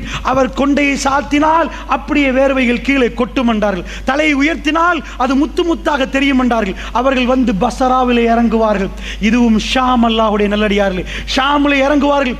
இறங்கின உடனே இந்த உம்மத் ஈசா இப்னு மரியம், ஈசா அலைஹிஸ்ஸலாத்து வஸ்ஸலாம் அவர்களை இமாம் மஹ்தி அலைஹிஸ்ஸலாத்து வஸ்ஸலாம் அவர்கள் கண்டு கொள்வார்கள். சொல்லுவார்கள், ஈசா நீங்கள் தொழுவிக்க வேண்டும் என்பார்கள். அவர் ஒரு வார்த்தை சொல்லுவார், இந்த உம்மத்துக்கு தலைமை தாங்குவதற்கு அல்லாஹ் ரப்புல் ஆலமீன் என்னை தேர்ந்தெடுக்கவில்லை, இந்த உம்மத்துக்கு நீங்கள் தலைவர் என்பார். நீங்கள் தலைவர், நீங்கள் தான் தொழுவிக்க வேண்டும் செய்யப்படும் என்பார். இமாம் மஹ்தி ஒரு நபி அல்ல, இமாம் மஹ்தி ஒரு நபி அல்ல. தெளிவாக புரிந்து கொள்ளுங்கள். அதிகமானவர்கள் பிழையாக புரிந்திருக்க. அவர் ஒரு ஜனாதிபதி, அவர் ஒரு ஜனாதிபதி, நேர்வழி காட்டப்பட்ட ஒரு ஹலீஃபா. அதுதான். அவருக்கு வகையும் வராது, அவர் குர்ஆனை தான் பின்பற்றுவார், புதுசாக ஹதீஸ் சொல்ல மாட்டார், அவருக்கு வேற எதுவும் கொடுக்கப்பட்டிருக்காது. அவர் ஒரு நேர்வழி பெற்ற ஒரு ஜனாதிபதி. ஈசா நபி ஒரு நபி. ஆனால் அவர் என்ன சொல்லுவார்? இந்த உம்மத்துக்கு நீங்கள் தலைமை தாங்க வேண்டும். சுபஹ் ஜமாத் நடத்தப்படும். அதற்கு பிறகு ஈசா நபி யுத்தத்துக்கு தலைமை தாங்குவார், யுத்தத்துக்கு தலைமை தாங்குவார். அல்லாஹ்வுடைய நல்லடியார்களே, அந்த நேரத்தில் தஜ்ஜால் பதறுவான். அவர் ஷாமில் இருந்து பலஸ்தீனத்துக்கு வரைக்கும் போவார். சிரியாவில் இருந்து பக்கத்து நாடு பசரா, அதுக்கு கீழே இப்படி வந்தால் பாலஸ்தீனம். மெப்பை எடுத்து கொஞ்சம் பாருங்கள், பாலஸ்தீனம், ஜோர்தான், லெபனான் இந்த பகுதிகளை கொஞ்சம் பாருங்கள். ரசூலுல்லாஹ் சொன்னார்கள், பக்கத்திலே தஜ்ஜால் வந்திருப்பான். இவர் படையோடு போவார். போனால் உப்பு கரைவது போன்று, தண்ணீரிலே உப்பு கரைவது போன்று தஜ்ஜால் ஈசா இப்னு மரியத்தை கண்டால் கரைந்து விடுவார். பாபு லூத், பலஸ்தீனத்துடைய பாபு லூத் என்று சொல்லக்கூடிய இடத்திலே தஜ்ஜாலை அவர்கள் கொல்லுவார்கள் என்றார்கள் ரசூல் ஸல்லல்லாஹு அலைஹி வஸல்லம். இது கங்கால் மறுமையுடைய நிகழ்வுகளை ரசூலுல்லாஹ் விவரித்தார்கள்.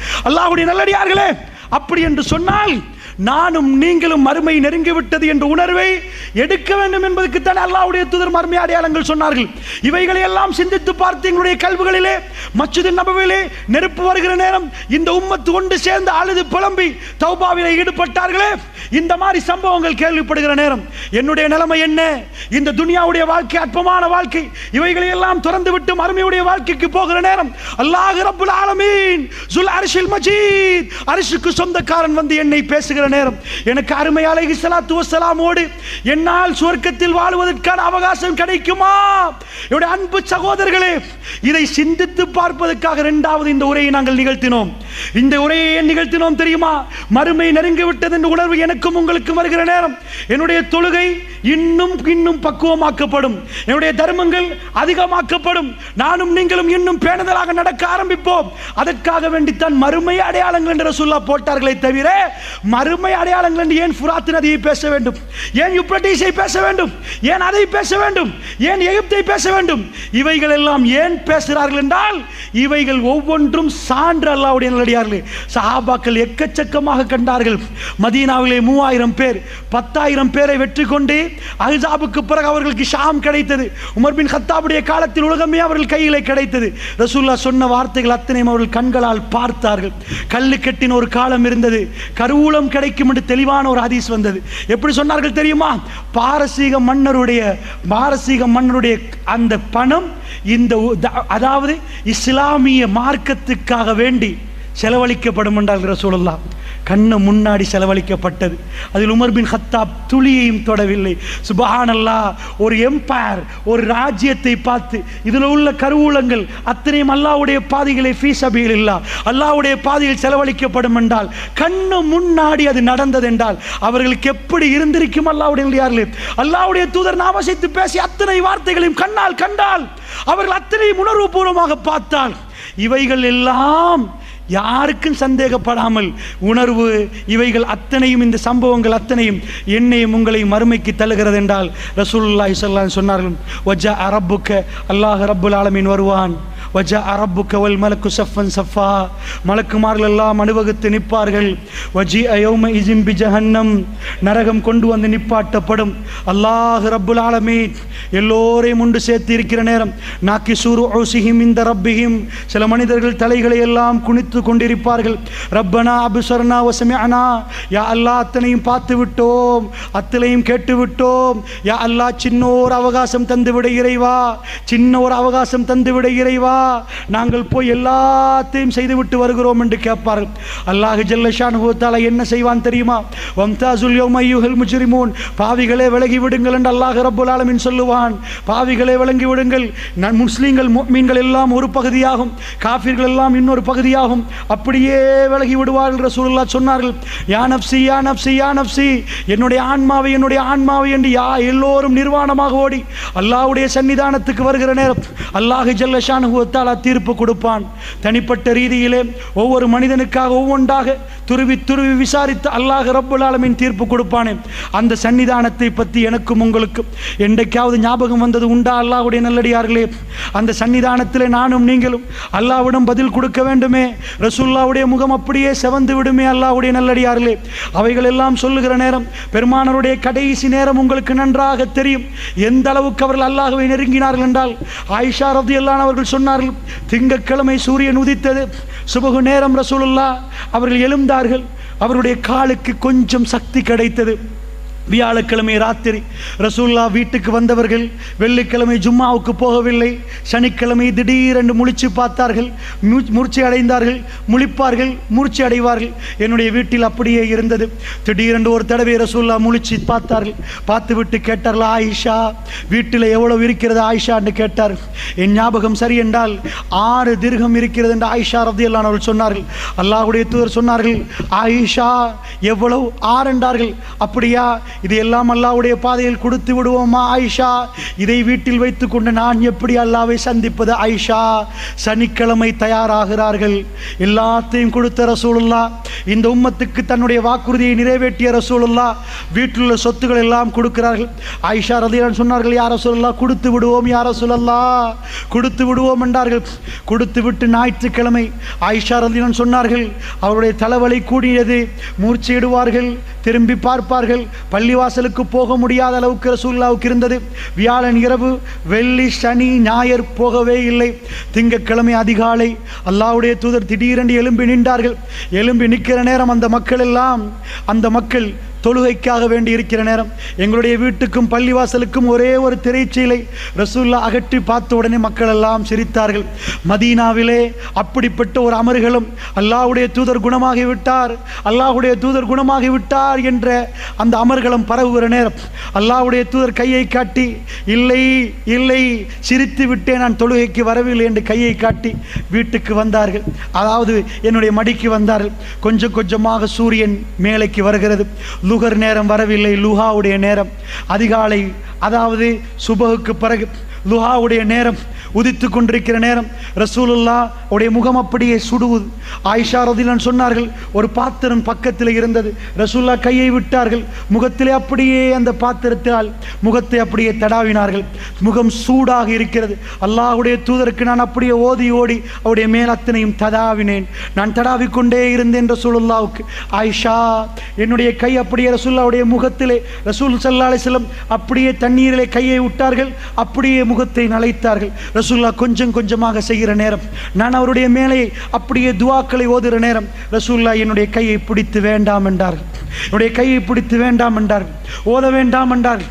ரசூலுல்லாஹ் நிற்பாட்டினார்கள். அல்லாஹ்வுடைய தூதர் அவருடைய கடைசி நேரம், அது கடைசி நேரம். அவர் ஏன் என்னை நிப்பாட்டினார் என்பதை நான் புரிந்து கொண்டேன். அல்லாஹ்வுடைய தூதர் ஒரு துஆ கேட்டார்கள், அல்லாஹும்ம ஃபிர்லி, இறைவா என்னை மன்னித்து விடு. சப்தம் கேட்கவில்லை, என் காதை கொண்டு போய் ரசூலுல்லாஹ்வுடைய வாயிலே நான் வைத்தேன். ரசூலுல்லாஹ் 3 தடவை கேட்டார்கள், அல்லாஹும்ம ஃபிர்லி, இறைவா என்னை மன்னித்து விடு என்று கேட்டார்கள். அல்லாஹ்வுடைய நல்லடியார்களே, மறுமை நாளுக்காக, அல்லாஹ்வுடைய சந்திப்பாக்காக ரசூலுல்லாஹ் எப்படி தயாரானார்கள்? இந்த உலகத்திலே மிக சிறந்தவர் அல்லாஹ்வுடைய தூதர். அல்லாஹ் மிக சிலாகித்து சொல்லக்கூடியவர், சொர்க்கவாசி. என்ன கேட்டார்? அல்லாஹும்ம ஃபிர்லி, இறைவா நான் ஒரு அடியான், என்னை மன்னித்து விடு ரப்பே, என்னை மன்னித்து விடு. அவருடைய நாவு அசைகிறது, நான் போய் மெல்ல அவருடைய சப்தத்தை கேட்கிறேன். 3 தடவை சொல்லிவிட்டு ரசூல் ஸல்லல்லாஹு அலைஹி வஸல்லம் விரலை மேலே போவதை நான் பார்த்தேன். அல்லாஹ்வுடைய தூதருடைய கை அப்படியே மேலே போனது. ரசூலுல்லாஹ்வுடைய கண் மேலே பார்த்தது. ஒரே ஒரு துஆவை 3 வாட்டி சொன்னார்கள். என்ன சொன்னார்கள்? என்னுடைய நெஞ்சிலே தலை கணக்க பார்க்கிறது. அவருடைய தலை அப்படியே கொஞ்சம் கொஞ்சமாக என் களத்துக்கும் மார்புக்கும் இடையிலே அவருடைய களத்து இருக்கிறது.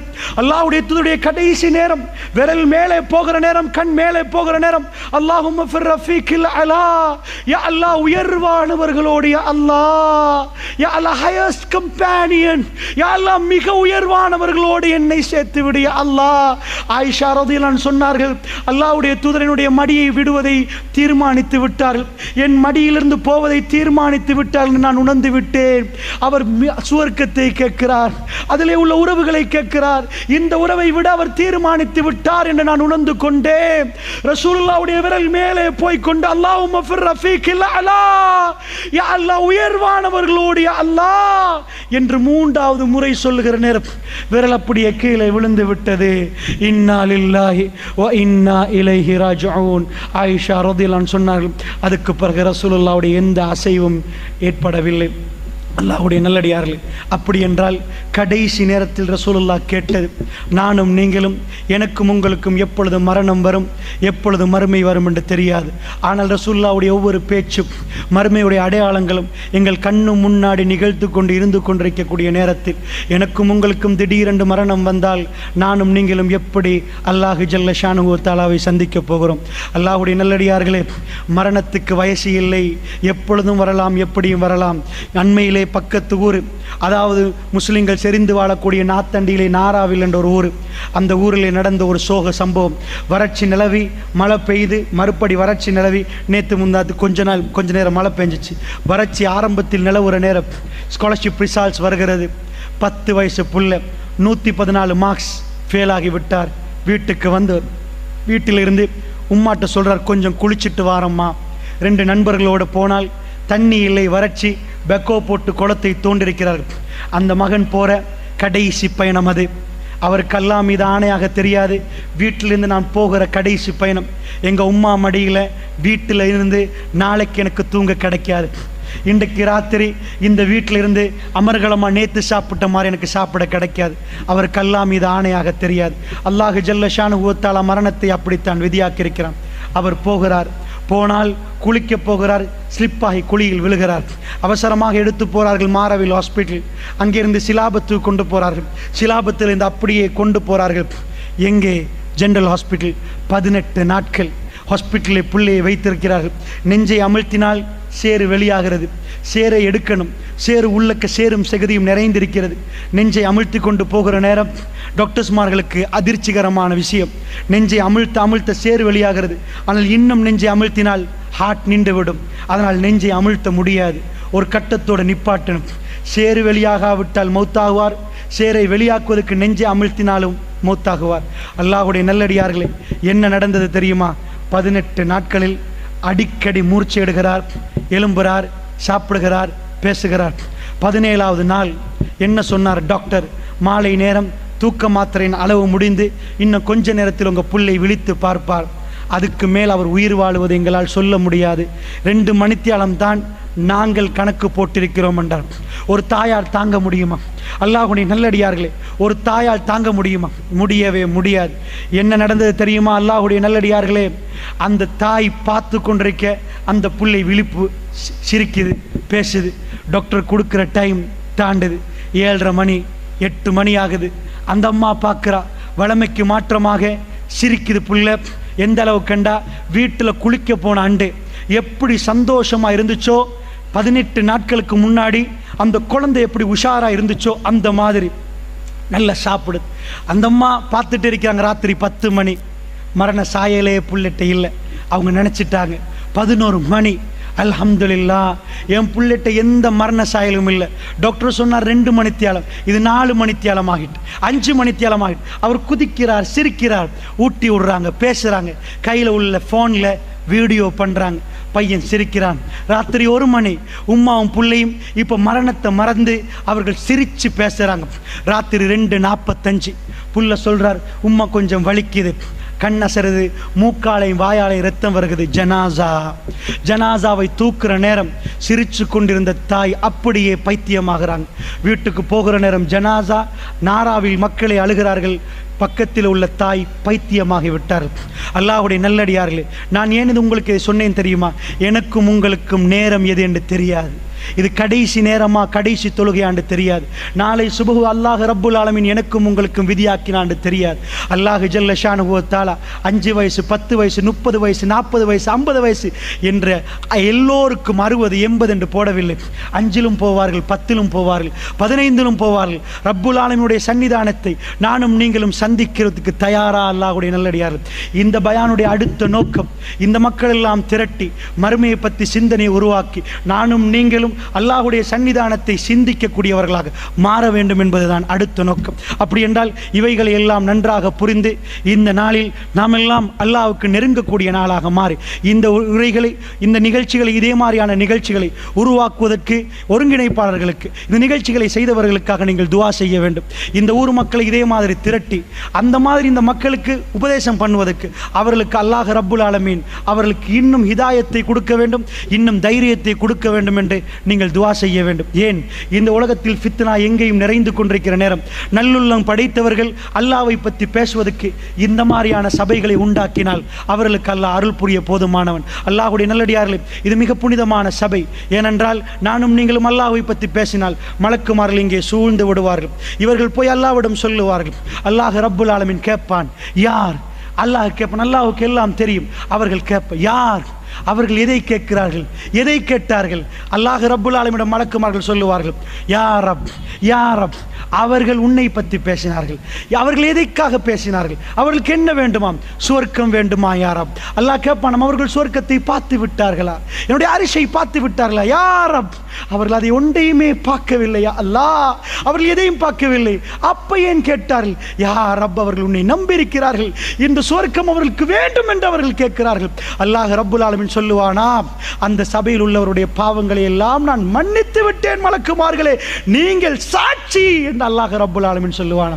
நல்ல அல்லாஹ்வை பற்றி பேசக்கூடிய சபைகள், அப்படிப்பட்ட கண்ணியமான சபைகள். அல்லாஹ் ரப்புல் ஆலமீன் என்னுடைய மரணத்துக்கு முன்னாடி அந்த மாதிரியான சபைகளில் என்னையும் அல்லாஹ் உங்களையும் சேர்த்தருள் புரிவானாக. வ ஆகிரு தவானா அனில் ஹம்துலில்லாஹி ரப்பில் ஆலமீன். வஸ்ஸலாமு அலைக்கும் வரஹ்மத்துல்லாஹி வபரகாத்துஹு.